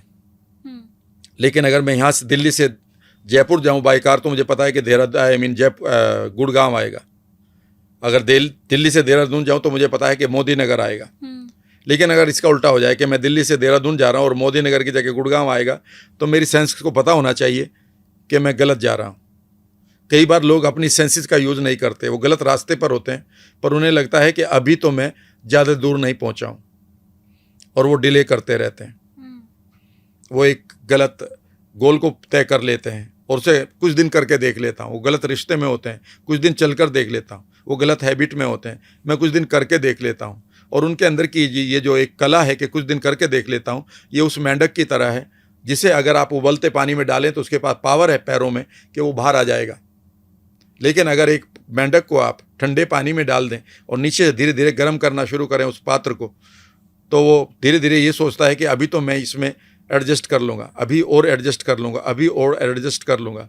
और वो तब तक एडजस्ट करता रहता है जब तक कि उसकी चमड़ी खराब होकर वो मर नहीं जाता। जीवन में कई बार हम भी यही गलती करते हैं। जब हम ये कहते हैं इनफ इज़ नॉट इनफ, नहीं हुआ अभी।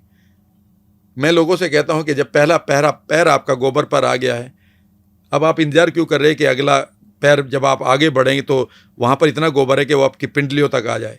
आगे और बढ़ कर देख लेता हूँ, अभी गोबर कहाँ तक आ गया, वो आपकी थाइस तक आ गया, और बढ़ के देख लेता हूँ। सर वो बेल्ट तक आ गया, और बढ़ के देख लेता हूँ।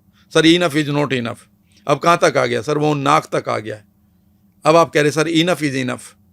जीवन में मुझे आज तक ये पता नहीं चला कि इनफ इज़ इनफ में दूसरे इनफ की ज़रूरत कहाँ है।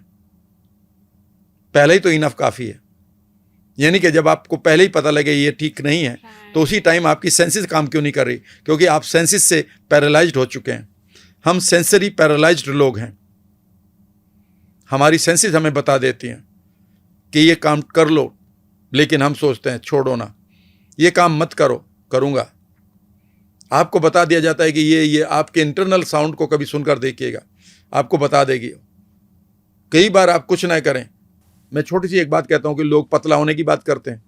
मैं कहता हूँ कि सिंपल सी बात है, खाना खाने के बाद सिर्फ आप अपनी फीलिंग की जो सेंसेस है फीलिंग को, सिर्फ इसको पेट पे फोकस कर लो और देखो इस समय पेट किस चीज़ से परेशान है, और वो एक पिक्चर आ जाएगी, ये मैंने ये खाया, ये नहीं खाना चाहिए था, पिक्चर बन गई। इसे हम ट्रांसडक्शन मैकेनिज्म कहते हैं अपनी बॉडी का। ट्रांसडक्शन का मतलब है फीलिंग इमीडिएटली पिक्चर में बदल रही है। या फिर आप खाने को सामने रखो और खाने को सामने रखकर खाओ नहीं, सिर्फ देखते रहो और फिर आंख बंद कर लो सिर्फ 3 मिनट के लिए, 180 सेकंड के लिए, कि ये मुझे खाना कौन सी फीलिंग देगा, और अचानक आपके पेट में वो फीलिंग आ जाएगी, बढ़िया वाली है कि खराब वाली है। लेकिन हम इतनी देर भी नहीं करते और हम अपनी सेंसेस को खुद एब्यूज करते हैं। रियल वर्ड तो ये है कि we are the self rapist people. हम अपनी सेंसेस के साथ ही एक रेप करते रहते हैं, हम उनको नहीं सुनते। अगर हम उनको सुनने लगे तो वो सेंसेस हमें सब कुछ बताने के लिए तैयार हैं। ये कदम उठाओ, ये मत उठाओ, ये उठाओ, ये मत उठाओ, ये उठाओ, ये मत उठाओ। और वो चाहे वो खाना हो, चाहे वो पैसे के हो, चाहे वो कल क्या करना है, चाहे इस समय मैं क्या कर रहा हूँ। अचानक आप उठ भी जाते हैं, अरे बहुत देर होगी, चलो अब मैं नहा लेता हूँ। याद रखिएगा ये थॉट पहले भी आया था। इस वक्त तो आपको ये अल्टीमेटली डेंजर के रूप में आया है, तब आप इस काम को कर रहे हैं। वही वाली बात हो गई, इनफ इज इनफ। अब ये इनफ इज इनफ होने हुआ है। अरे चलो अब लेट हो रहे हैं, अब गाड़ी स्टार्ट करते हैं। नो, इनफ इज इनफ है। तो ये लोग याद रखिएगा, उन्हें पहले ही पता होता है, लेकिन वो उस समय तक डिले करते हैं जब तक कि वो एब्यूज्ड फील नहीं करते अपने आप को, क्योंकि we are self abused person, abusive people. Sir अभी मेरा ना मन में ये सवाल है, जैसे आपने कहा कि थॉट्स आते हैं कि ये करना चाहिए, ये नहीं करना चाहिए, या पहला थॉट आपको ये आएगा, सेकंड थॉट ये आएगा। अभी हम लोग ये बात कर रहे थे, जैसे कि मान लीजिए मैं ये कैसे डिसाइड करूँगी कि जो मुझे पहला थॉट आया वो राइट है या रॉन्ग है, ये मेरे को कैसे पता चलेगा? जैसे मान लीजिए फॉर एग्जांपल मैं बहुत टाइम से जॉब नहीं कर रही हूँ, मेरे पास एक जॉब का ऑफर आया, मेरे पेरेंट्स लोगों ने बोला कि तुम्हें ये जॉब करना चाहिए, तो मुझे लगा कि हाँ मुझे करना चाहिए, लेकिन दूसरा थॉट मुझे आ रहा है कि नहीं मुझे इससे कुछ बड़ा करना है। तो मैं ये कैसे डिसाइड करूंगी कि मतलब मुझे वो चीज़ करनी चाहिए या नहीं करनी चाहिए? मुझे किस पे बिलीव, अपने कौन से वाले थॉट पे बिलीव करना चाहिए? हाँ, मैंने यहाँ पर सेंसरी एक्विटी की बात कर रहे थे हम, हाँ। कि हमारी सेंसेस की एक्यूरेटनेस क्या है, उसके साथ हमारे पास अपनी एक लॉजिकल विजडम भी है। ठीक है ना? तो हमेशा जब भी मैं कहता हूँ कि आपको सिग्नल मिलेंगे, और जो मेरा लास्ट टॉपिक होता है वो ये है कि कुछ करो, तो इसका मतलब कोई आदमी कहता है जी मुझे तो ये थॉट आ रहा है कि मेरे पास सारे पैसे हैं तो मैं सारे पैसे शेयर्स में लगा दूं और मैं एक रिस्क ले लेता हूं। तो मैं हमेशा ये कहता हूं कि ये क्या विजडम फुल आपका पार्ट होगा या ये एक्शन होगा? नहीं। आप उस समय देखिएगा कि यहाँ से मुझे इस एक्शन को लेने के बाद कोई भी ऐसा कोई खतरा या ऐसा रिस्क तो नहीं आ रहा है जो मेरे पैसे पर या मेरे लाइफ पर या मेरी आप कह सकते हैं डिग्निटी पर कोई सवाल तो नहीं आ रहा है। अच्छा। तो आप उसमें ये देखिएगा, मान लेते हैं आप कुछ बड़ा भी करना चाहते हैं, तो हो सकता है कि बड़े का रास्ता आप कह सकते हैं कि इसी जॉब से निकल रहा हूँ, वहाँ पर आपको एक ऐसा आदमी मिले जो आपका हो सकता है कुलीग हो, आपका जूनियर हो या फिर आपका सीनियर हो, जो उस राह तक पहुँचने के लिए आपको और कम समय के साथ वहाँ तक पहुँचा दे। आप ये कैसे भूल जाते हैं? तो जो थॉट आ रहा है कि हाँ मुझे कर लेना चाहिए, तो पहले देख लेते हैं कि इसमें मुझे नुकसान क्या हो रहा है और फ़ायदा क्या हो रहा है। मान लेते हैं कोई नुकसान नहीं हो रहा है लेकिन कोई फ़ायदा भी नहीं हो रहा है, तो आप उस समय के लिए उसे उतना देर के लिए करके देख सकते हैं जहाँ तक आपकी ज़रूरत है। फिर अगर वहाँ से वो बड़ी चीज़ नहीं हो रही है जो आप बड़ा काम करना चाहते हैं, तो उसको भी वहाँ से शुरुआत कर सकते हैं। अच्छा। अगर आपको कहते हैं कि मैं बड़ा करना चाह रही हूँ लेकिन अभी मेरे पास कुछ भी नहीं हो, कुछ भी नहीं है, तो याद रखिएगा जो प्रेजेंट का जॉब होता है, अगर हम जॉब की ही बात करें, 2025 में आप एक बिलीफ ले लें कि जो भी आप कर रहे हैं वो एकदम से आप छोड़ें नहीं, लेकिन अगर आप उस कॉस्मिक फील्ड में जाकर बड़ी चीज़ों को एंजॉय करने लगे तो आपका जो थॉट है वो प्रोमिनेंटली आपको दिखाई देगा कि मुझे ये नहीं बल्कि ये करना चाहिए, क्योंकि उस समय आपका रेटिकुलर एक्टिवेटिंग सिस्टम आपकी वैल्यूज़ को डीपली जानता है। जिस तरह से जैसे कि अगर 4 लोग खड़े हों डिफरेंटली और अचानक उधर से कोई खतरे वाला कोई व्हीकल आ रहा है, उनमें से एक आपकी माँ है, तो आप कहाँ भागेंगी इमीडिएटली? किसको बचाने के लिए भागेंगे? मदर के लिए। मदर के लिए। क्योंकि आपके सबकॉन्शियस के पास और आपके रेटिकुलर एक्टिवेटिंग सिस्टम के पास एक प्रोग्रामिंग है कि it is a must to save, ये मुझे बचाना ही होगा। और कई बार आप अपने खतरा जीवन को भी दांव पर लगा देंगे। यहाँ इसकी प्रोग्रामिंग कहाँ है? यही तो वो प्रोग्रामिंग है जो रेटिकुलर एक्टिवेटिंग सिस्टम में है। अगर आपको वहाँ पर 4 लोग हैं और चारों को आप जानते ही नहीं हैं, तो निश्चित रूप से आप बचाने की कोशिश करेंगे। लेकिन फिर आपकी प्रायोरिटी ये है कि जिसमें आप सेफ हों, जो सबसे पहला आदमी उसे पकड़ के, अगर आप वहां तक भी नहीं पहुंच सकते तो सबके लिए चिल्ला जरूर देंगे। हाँ। क्योंकि वैल्यूज पड़ी हैं कि भाई मुझे किसी को बचाना है। तो इसका मतलब है कि जो आपके संस्कार हैं डीपली, उनका निर्धारण वो कितने डीप हैं, वह कितने गहरे हैं, इस चीज का भी तो जो डीप आप कह सकते हैं प्रोग्रामिंग है, वह भी तो आपके सबकॉन्शियस माइंड के उस पार्ट में पड़ी है। जो चीज आपके लिए बेहद इंपॉर्टेंट है वह आपका माइंड अगर जान गया तो वह आपको वही थॉट देगा जो वहां तक पहुंचने के लिए वो थॉट उसको सपोर्ट करे। वही थॉट ज्यादातर आएंगे। एक थॉट की इंटेंसिटी आएगी लेकिन वो बहुत मोमेंट्री आएगी। फॉर एग्जाम्पल, एक बड़े गोल के लिए मान लेते हैं मैं आपसे मिलने जा रहा हूं और हमें एक ऐसे रेस्टोरेंट में बैठने का मौका मिला है कि जहां हम 2 घंटे बैठेंगे और अब हम बात करेंगे कि भाई मुझे ये लगा कि this girl can help me और हम यहाँ से इस चीज़ को ऐसे करते हुए अब मैं अपने गोल पर पहुँच जाऊँगा। लेकिन मुझे लगता है कि वहाँ पर बैठने के लिए अगर आप ये कह रहे हैं या कोई ऐसी पार्टी चली कि भाई चलो बियर पी लेते हैं, और बियर अगर मुझे नुकसान नहीं देती और मैं पीता भी हूँ, तो मैं बियर को उतना ही लूँगा कि जितने में मैं ना भटकूँ। हाँ। और इस मीटिंग को बढ़िया कर लूँ। लेकिन अगर मेरे पास बड़ा गोल नहीं है तो इस समय यह मीटिंग भी खराब कर सकता हूँ, आपके साथ रिश्ते को भी खराब कर सकता हूँ, और मैं वहां पर इतनी बियर पी लूंगा कि वहां से उठना मुश्किल हो जाएगा। यानी कि आपको जो ब्रेक दे रहा है वो भी आपका वही पार्ट दे रहा है कि यही इतना काफी है। जीवन में जितने भी आपके एडिक्शन है, वह एडिक्शन आपकी सफलता के लिए भी तो हो सकते हैं, वह बर्बादी के लिए क्यों है? कई बार लोग कहते हैं मुझे एडिक्शन है। मैंने कहा बहुत बढ़िया बात है, लोगों को एम्पावर करने का आपके पास एडिक्शन है, खुद की बढ़िया सेहत बनाने का एडिक्शन है, बहुत बढ़िया बात है। कई बार लोग कहते हैं कि मुझे प्रोक्रेस्टिनेशन की बीमारी है। मैंने कहा ये तो बहुत बढ़िया है, काश मेरे पास होती। कहता क्या कह रहे हो? मैंने कहा हाँ, सिगरेट पीने को प्रोक्रेस्टिनेट कर दो परसों तक के लिए। ये बात भी, लेकिन सिर्फ इस मामलों में, बाकी मामलों में नहीं। गुस्सा करने के लिए प्रोक्रेस्टिनेट कर दो। ये आप जंक फूड खा रहे हो, ये शुगरी प्रोडक्ट खा रहे हो, इनको प्रोक्रेस्टिनेट क्यों नहीं करते हो? सर मुझे गुस्सा बहुत आता है। मैंने कहा बहुत ही बढ़िया बात है, जो भी गलत काम करो उस पर गुस्सा करो।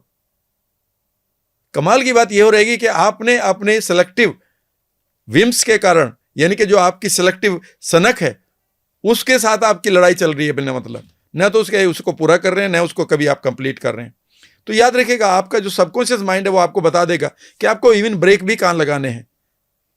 अगर ये थॉट आ रहा है कि मुझे जॉब कर लेना चाहिए लेकिन मुझे बड़ा भी करना है, तो आप जॉब को करते हुए आपकी सेंसेस आपको बता देंगी, are you with the right person, are you with the right company, are you with the right zone, are you with the right place, are you with the right nature of the work. ये भी कौन बताएगा?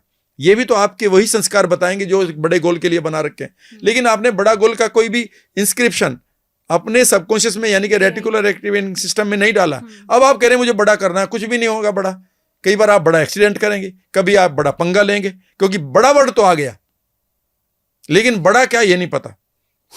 जैसे मैं एक speaker थे, मेरे motivational speaker, वो मेरी वर्कशॉप में आए।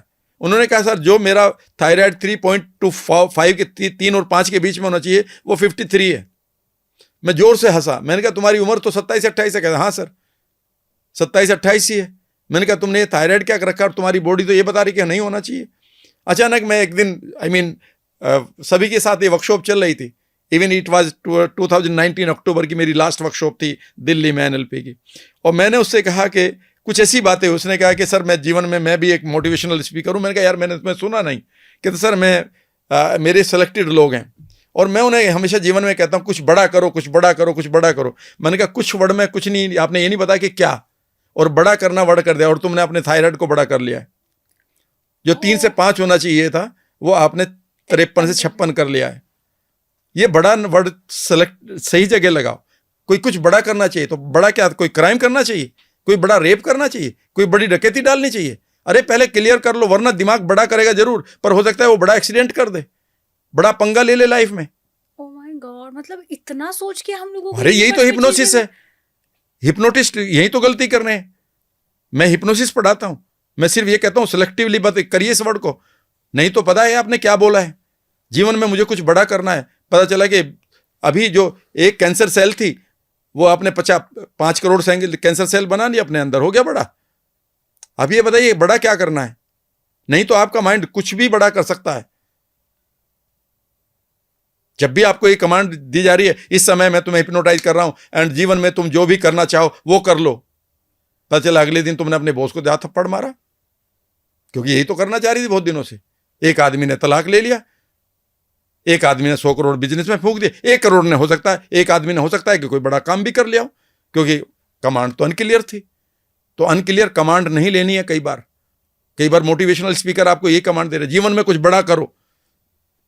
सर हाँ सर, करा था मैंने, एक किडनैप कर लिया था सर, 50 लोगों ने मारा, उसके बाद हड्डियां तोड़ दी, अब घुटने चलते नहीं सर, एक जगह पड़ा हुआ हूं, भीख मांग रहा हूं, बड़ा करा था आपके करने से। फिर वो कहेगा बी पॉजिटिव। भाई पहले क्यों नहीं बताया कौन सी चीज बड़ी करनी थी? कभी भी कमांड नहीं लेनी, याद रखिएगा, ये बड़ी कमांड खतरनाक है। एक डिटर्जेंट पाउडर का एक सेंटेंस है जो बहुत खतरनाक है, कुछ दाग अच्छे होते हैं। हाँ। इस चक्कर में 5 बाबा जेल में हैं, ये नहीं बताया दाग कौन से दाग की बात कर रहा हूं, कौन से दाग अच्छे होते हैं। दाग तो कोई भी अच्छा नहीं होता, बस तो कोई भी, लेकिन आपको तो दे दिया ना, फला सिगरेट पीने वालों की बात ही कुछ और है। XYZ सिगरेट का आता था ना पहले। भाई बात कौन सी है? रियलिटी बताऊं, उनके गले में कैंसर हो सकता है, लेकिन वहां पर अचानक एक बच्चे को दिखाया जाता था, वो आग में है, ठीक है ना, एक उसमें हीरो कूदता था और वो बच्चे को बचाता था। कुछ लोग उसकी तरफ देखते थे, एक लड़की मुस्कुराती थी और ये पीछे से आवाज आती थी, XYZ सिगरेट पीने वालों की बात ही कुछ और है, और आप पीने लगते थे। ये नहीं बताया जाता ये कैंसर भी हो जाता है। याद रखिएगा, डोंट टेक दिस कमांड्स। इसीलिए सेंसरी एक्विटी खुली होनी चाहिए। जब आप मुझे कोई भी रैंडम ओपिनियन बोलती है, मैं एकदम से पूछ लेता हूँ ये रैंडम ओपिनियन है कि ट्रूथ है, ये 2 और 2 4 है, ये यूनिवर्सल ट्रूथ है, मैं इसको लूंगा। लेकिन आपकी जो रैंडम ओपिनियन है, जीवन बड़ा खराब है, लोग बड़े खराब हैं, दुनिया बड़ी कातिल है, जीवन संघर्ष से होना चाहिए, जीवन में कांटे ही कांटे हैं, मेरा जीवन कोरा कागज रह गया, मैं कहता हूँ भाई साहब ये आप क्या है सारा, इसे सबको तुम ले जाओ, मुझे ये बताओ देने लायक क्या है। तो हमेशा सिर्फ उस बिलीफ को लीजिए जो यूनिवर्सल ट्रूथ है। लोगों की ओपिनियन आपके लिए बहुत खतरनाक होगी, इसी का नाम सेंसरी इक्विटी है, यानी कि आप अपनी सेंसेस को खुला रखिए, आप ले क्या रहे हैं। अगर आप, कई बार लोग कहते हैं जजमेंटल नहीं होना चाहिए, आपने भी सुना होगा, जीवन में जजमेंटल होना ही सबसे पहला काम है। अगर आप जजमेंटल नहीं है तो आपसे बड़ा बावला कोई नहीं है। क्यों? लेकिन अगर कोई चीज, कोई भी प्राणी नॉन जजमेंटल है तो उसका नाम पिग है। आपके सामने गड्ढा है, गाड़ी चलाती हो ना, आपके सामने गड्ढा आया, अभी आज कह रही राम सर चलो let us be non judgmental, गड्ढे में धाएं, क्यों ब्रेक मार रही हो? आप जजमेंटल हो रही हो ना, गाड़ी पार्क करके आप उसे लॉक करके आई हो ना, जजमेंटल हो ना कि कोई चोरी कर सकता था, यस और नो। आपके खाने में अगर जिस खाने को तुम बिल्कुल नहीं खा सकती वो भी रखा है तो जजमेंटल हो रही हो ना, भैया ये नहीं खाना चाहिए, यस और नो। याद रखिएगा, आपको कॉन्शियस वर्ल्ड में हमेशा जजमेंटल होना है, लेकिन अनकॉन्शियस वर्ल्ड में जब आप मेडिटेट कर रहे हो, ध्यान से सुनना, जब आप मेडिटेशन में बैठे हो और उस समय आपके बहुत सारे थॉट आपके पास आ रहे हो, जब भी आप मेडिटेट करेंगे तो आपके पुराने थॉट आपको हमेशा अटैक करना शुरू करेंगे। फला आदमी ने मेरे साथ ये बदतमीजी करी थी, उस आदमी ने गलत बोला था, पिताजी को ये करना चाहिए था नहीं किया, माताजी ने उसने मुझे ये किया था। और वो थॉट जब आपको आ रहे हैं और आप मेडिटेटिव स्टेट में हैं, उस समय आपको ऑब्जर्वर इफेक्ट में रहना है, यानी कि आपको मात्र एक दृष्टा भाव रखना है और उस समय आपको बिल्कुल भी जजमेंट नहीं करना है कि मेरे साथ गड़बड़ हुई है। उस समय उस थॉट के साथ अगर आपने जजमेंट कर लिया कि मैं विक्टिम रही हूं, यह थॉट पूरी तरह से आपके अंदर और गहरा बैठ जाएगा, क्योंकि आप एक मेडिटेटिव स्टेट में हैं। उस समय आपका नॉन जजमेंटल होना है कि जो भी हुआ है वो मात्र एक घटना थी और मैं इस घटना से अपने आप को डिटैच कर रही हूं। यहां पर आप नॉन जजमेंटल होते हैं। बाहर की दुनिया में तो जजमेंटल ही होना है। और दादा कोई बाबा जी बोल रहे हैं, कोई बड़े ट्रांसफॉर्मर बोल रहे हैं, डोंट बी जजमेंटल। भाई साहब, मैं आपकी थाली में गोबर रख दूं, विल यू बी जजमेंटल और नॉन जजमेंटल वाइल ईटिंग? जब आप गाड़ी चला रहे हैं कि ब्रेक क्यों मार रहे हैं? फिर आपने गाड़ी लॉक क्यों करी है? आपने ये कपड़े ही क्यों पहने हैं? जबकि कपड़ों की कोई जरूरत नहीं है आपको, अगर टेम्परेचर नॉर्मल है तो। यू आर ऑलवेज जजमेंटल होना पड़ेगा, और इस जजमेंट को चूज करना पड़ेगा कि मुझे बाहर की दुनिया में उस जजमेंट को लेने के लिए कई चीज़ों को ध्यान रखना है। मेरा जेंडर क्या है, मेरे वैल्यूज़ क्या हैं, मेरा परिवार कौन है, मेरे गोल्स क्या हैं, और इस देश का संविधान क्या है। हर टाइम आपको जजमेंटल होना पड़ेगा। और किसी ने भी कह दिया डोंट बी जजमेंटल, मैंने कहा यार ये क्या सेंटेंस बोला इस बाबा ने। हमें तो कई लोग ऐसे बोलते किसी को जज नहीं करना चाहिए, तुम कौन होते हो मुझे जज करने वाले। वो सब क्या है फिर? बढ़िया है, फिर उस आदमी से कहो कि फिर पड़ोसी के यहाँ जाकर घुस जाया करो शाम को। जजमेंट क्यों कर ले रहे हो, सारे घर आपके हैं। इससे अगला सेंटेंस बोलूंगा तो लोग हंसेंगे या फिर गुस्सा भी करेंगे। आपको हर मोमेंट पे जजमेंट करना है। लिफ्ट में जा रहे हैं, कौन सी फ्लोर पे घर है, 8वीं पे, कौन सा दबाओगे बटन अब। अगर किसी ने, जैसे मान लीजिए मेरी नोन ने, किसी ने मेरे साथ गलत किया या उसने कोई गलती की है, तो मैं उसके लिए उसको जज ना जब करूं? आप बिल्कुल तब जज करिए जब आप उसको फॉरगिव कर रहे हो, इससे जो भी हो उस मोमेंट में हुआ है। अच्छा। लेकिन बाहर जज करना है कि आगे से मैं ये मौका इसको नहीं दूंगी कि यह इसे रिपीट करें, यह भी जजमेंट लेना है। अंदर जाके उसके प्रति फॉरगिवनेस भी लानी है, क्योंकि अगर अंदर जाकर भी मेडिटेटिव स्टेट में आप उसे रीइंफोर्स करती रहे तो आपकी ग्लैंड्स खराब हो जाएंगी, आपकी थाइमस, आपकी डाइजेस्टिव ग्लैंड बर्बाद हो जाएंगी जब भी आप किसी के लिए रिवेंज रखते हैं।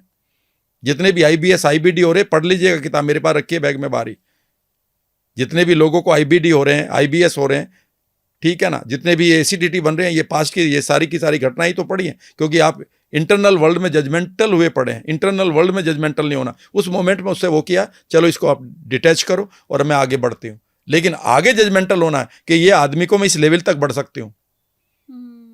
एक पुरुष है आपके बगल में बैठा है, आप एक लेवल तक ही तो उसको अलाउ करेंगे ना, यस और नो। उसके बाद तो जजमेंटल हो जाएंगी ना। राइट। आप ही कह रहे हो। लेकिन अगर उसने कोई गलती कर दी, आगे से उसको उस समय सबक सिखाकर, अपनी लर्निंग देकर कि भाई यहीं तक मेरा आपका रिश्ता है या यहां तक नहीं है, आगे से मैं ध्यान रखूंगी। लेकिन घर आकर उस इवेंट को डिलीट करना है एक ऑब्जर्वर बनकर, क्योंकि अगर आप उसी पीड़ित भाव में बार बार रही तो ये रीइंफोर्स हो जाएगा और आपकी ग्लैंड्स और आपकी बॉडी पर बदसूरती आनी शुरू हो सकती है। That I am a victim. वहां आपको उसे नॉन जजमेंटल होना है, क्योंकि आप उसको डिलीट करना चाहते हैं, और डिलीट तभी करेंगे जब आप मेडिटेटिव स्टेट में उसके प्रति कोई भी फीलिंग ना रखें। ये है नॉन जजमेंटल और जजमेंटल का रूल।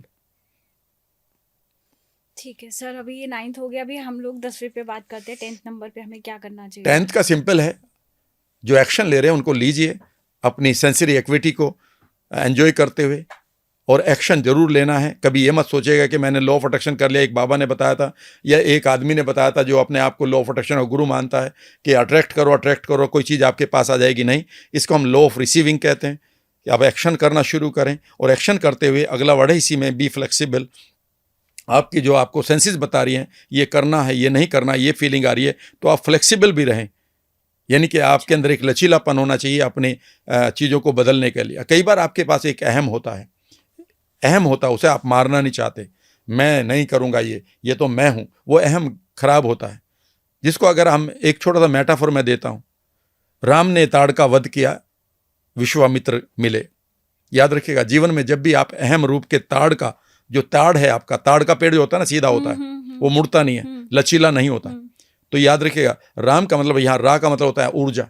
आप अंदर की एक ऊर्जा के साथ उस ताड़ के पेड़ को मारिए तो आपका पूरा विश्व मित्र बनेगा।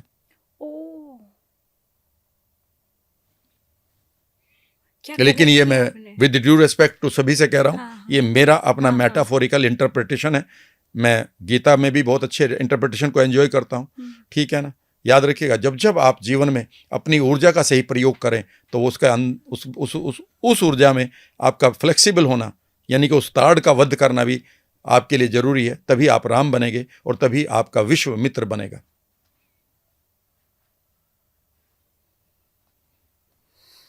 अमेजिंग, बहुत बहुत बहुत अच्छा लगा। तो ये 10 जो है मुझे अपनी लाइफ में, जो मुझे 2025, और मैं तो सोचती हूँ कि ये तो फिर आगे तक के लिए, सिर्फ 2025 नहीं, तो आगे तक के लिए ये पूरी लाइफ का आपको अपना माइंड जो है नया माइंड बनाना है, रिप्रोग्राम करना है उसको, इन सब 10 जो आपने स्टेप्स बताए हैं इसके साथ।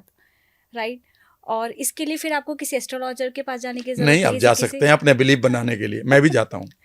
आप कहेंगे सर आप क्यों जाते हैं? मैं इसलिए कहता हूँ कि अच्छी अच्छी बातें बोलो, उसके पैसे मिलेंगे। खराब वाले बोलोगे नहीं मिलेंगे। तो बताओ कि राम सर तुम्हारी तो उम्र 150 साल है, आप अरबों रुपए कमा रहे हैं, आप लोगों की हेल्प कर रहे हैं, आप लोगों के लिए बढ़िया वेलनेस सेंटर खोल रहे हैं। मैं कहता हूँ कि यार तुम कितने बढ़िया हो, क्या नुकसान सर है? आपको भी मोटिवेट होने के लिए कहीं जाना पड़ता है बाहर, या कोई वीडियो सुननी पड़ती है? अच्छी बात है, किसी ने अच्छी खराब किसे खराब लगेंगे, मैं भी सुन लेता हूँ। वैसे मैं इंटरनल आवाज़ों को ही काफ़ी बना चुका हूँ, आप भी बना लीजिएगा। आप कॉस्मिक फील्ड में घुस जाइएगा और 20-21 दिन आप रहना शुरू करिए 24/7 सभी काम करते हुए। इस समय भी आप सोचिए मेरे साथ बात कर रही हो और इस समय आप उसी कॉस्मिक फील्ड में हो जहाँ पर वो सारी संभावनाएं पूरी होती जा रही हैं। देखिएगा अभी कितना आनंद आएगा। इस समय आ भी रहा है, चेहरा बदल जाएगा आपका। Right right right. गाड़ी चलाते हुए इमेजिन करिए कि वो इवेंट अब जल्दी ही मुझे मिलने वाली हैं या मुझे अपनी तरफ अट्रैक्ट करने वाली हैं जो मेरी कॉस्मिक फील्ड में है। जब उतर कर आप लंच करें तब भी यही सोचिएगा कि लंच का ऑर्डर दिया है वो, लेकिन वो पूरा हो रहे हैं। जब आप अपने शाम की कोई पार्टी वार्टी कर रहे हैं तो भी सोचिए वो इवेंट अब आ रही है, इसलिए मैं पार्टी कर रही हूँ। तो ये ग्रेटिट्यूड है। ये तो मुझे ना बैठ के मेरे को ऐसा लगता है कि 2025 तो जब आएगा तो आएगा, मैं तो आज बैठ के ये सब चीज़ें करने वाली हूँ। और जो आपने स्टेप बताए हैं सोने से पहले और मॉर्निंग में उठने के बाद, और जो मेडिटेशन स्टेज में जो मैं करूँगी वो भी फॉरगिवनेस और अपने अंदर ग्रैटिट्यूड, ग्रेटफुलनेस, ये सब मुझे करना है। और आई एम श्योर हमारे जो दर्शक हैं वो भी आपको सुनना वैसे भी बहुत पसंद करते हैं। और Thank जो you. आज का पॉडकास्ट जो रहा है वो डेफिनेटली वो चाहते भी हैं कि कोई उन्हें कुछ नया चीज़ मिले कि 2025 में हम लोग क्या करें, क्यों हमारे रेजोल्यूशंस जो हैं वो ब्रेक हो जाते हैं हमेशा। और आपने उसके ना बहुत बहुत डेप्थ में आज हमने बात की है इस बारे में, और बहुत मज़ा आया आपसे बात करके सर। और मैं चाहूँगी कि आप इसी तरह के नए नए कॉन्सेप्ट जो मेरे आप बना रहे हैं, पुराने ब्रेक कर रहे हैं, तो मैं चाहती हूँ हमारे ऑडियंस के साथ भी आप ऐसे ही करते रहें। और दोबारा मुलाकात होगी आपसे एक नए और कॉन्सेप्ट पे, एक और नई चर्चा हम लोग करेंगे। So thank you so much for coming आज के पॉडकास्ट के लिए। Thank you so much sir. Thank you. Thank you.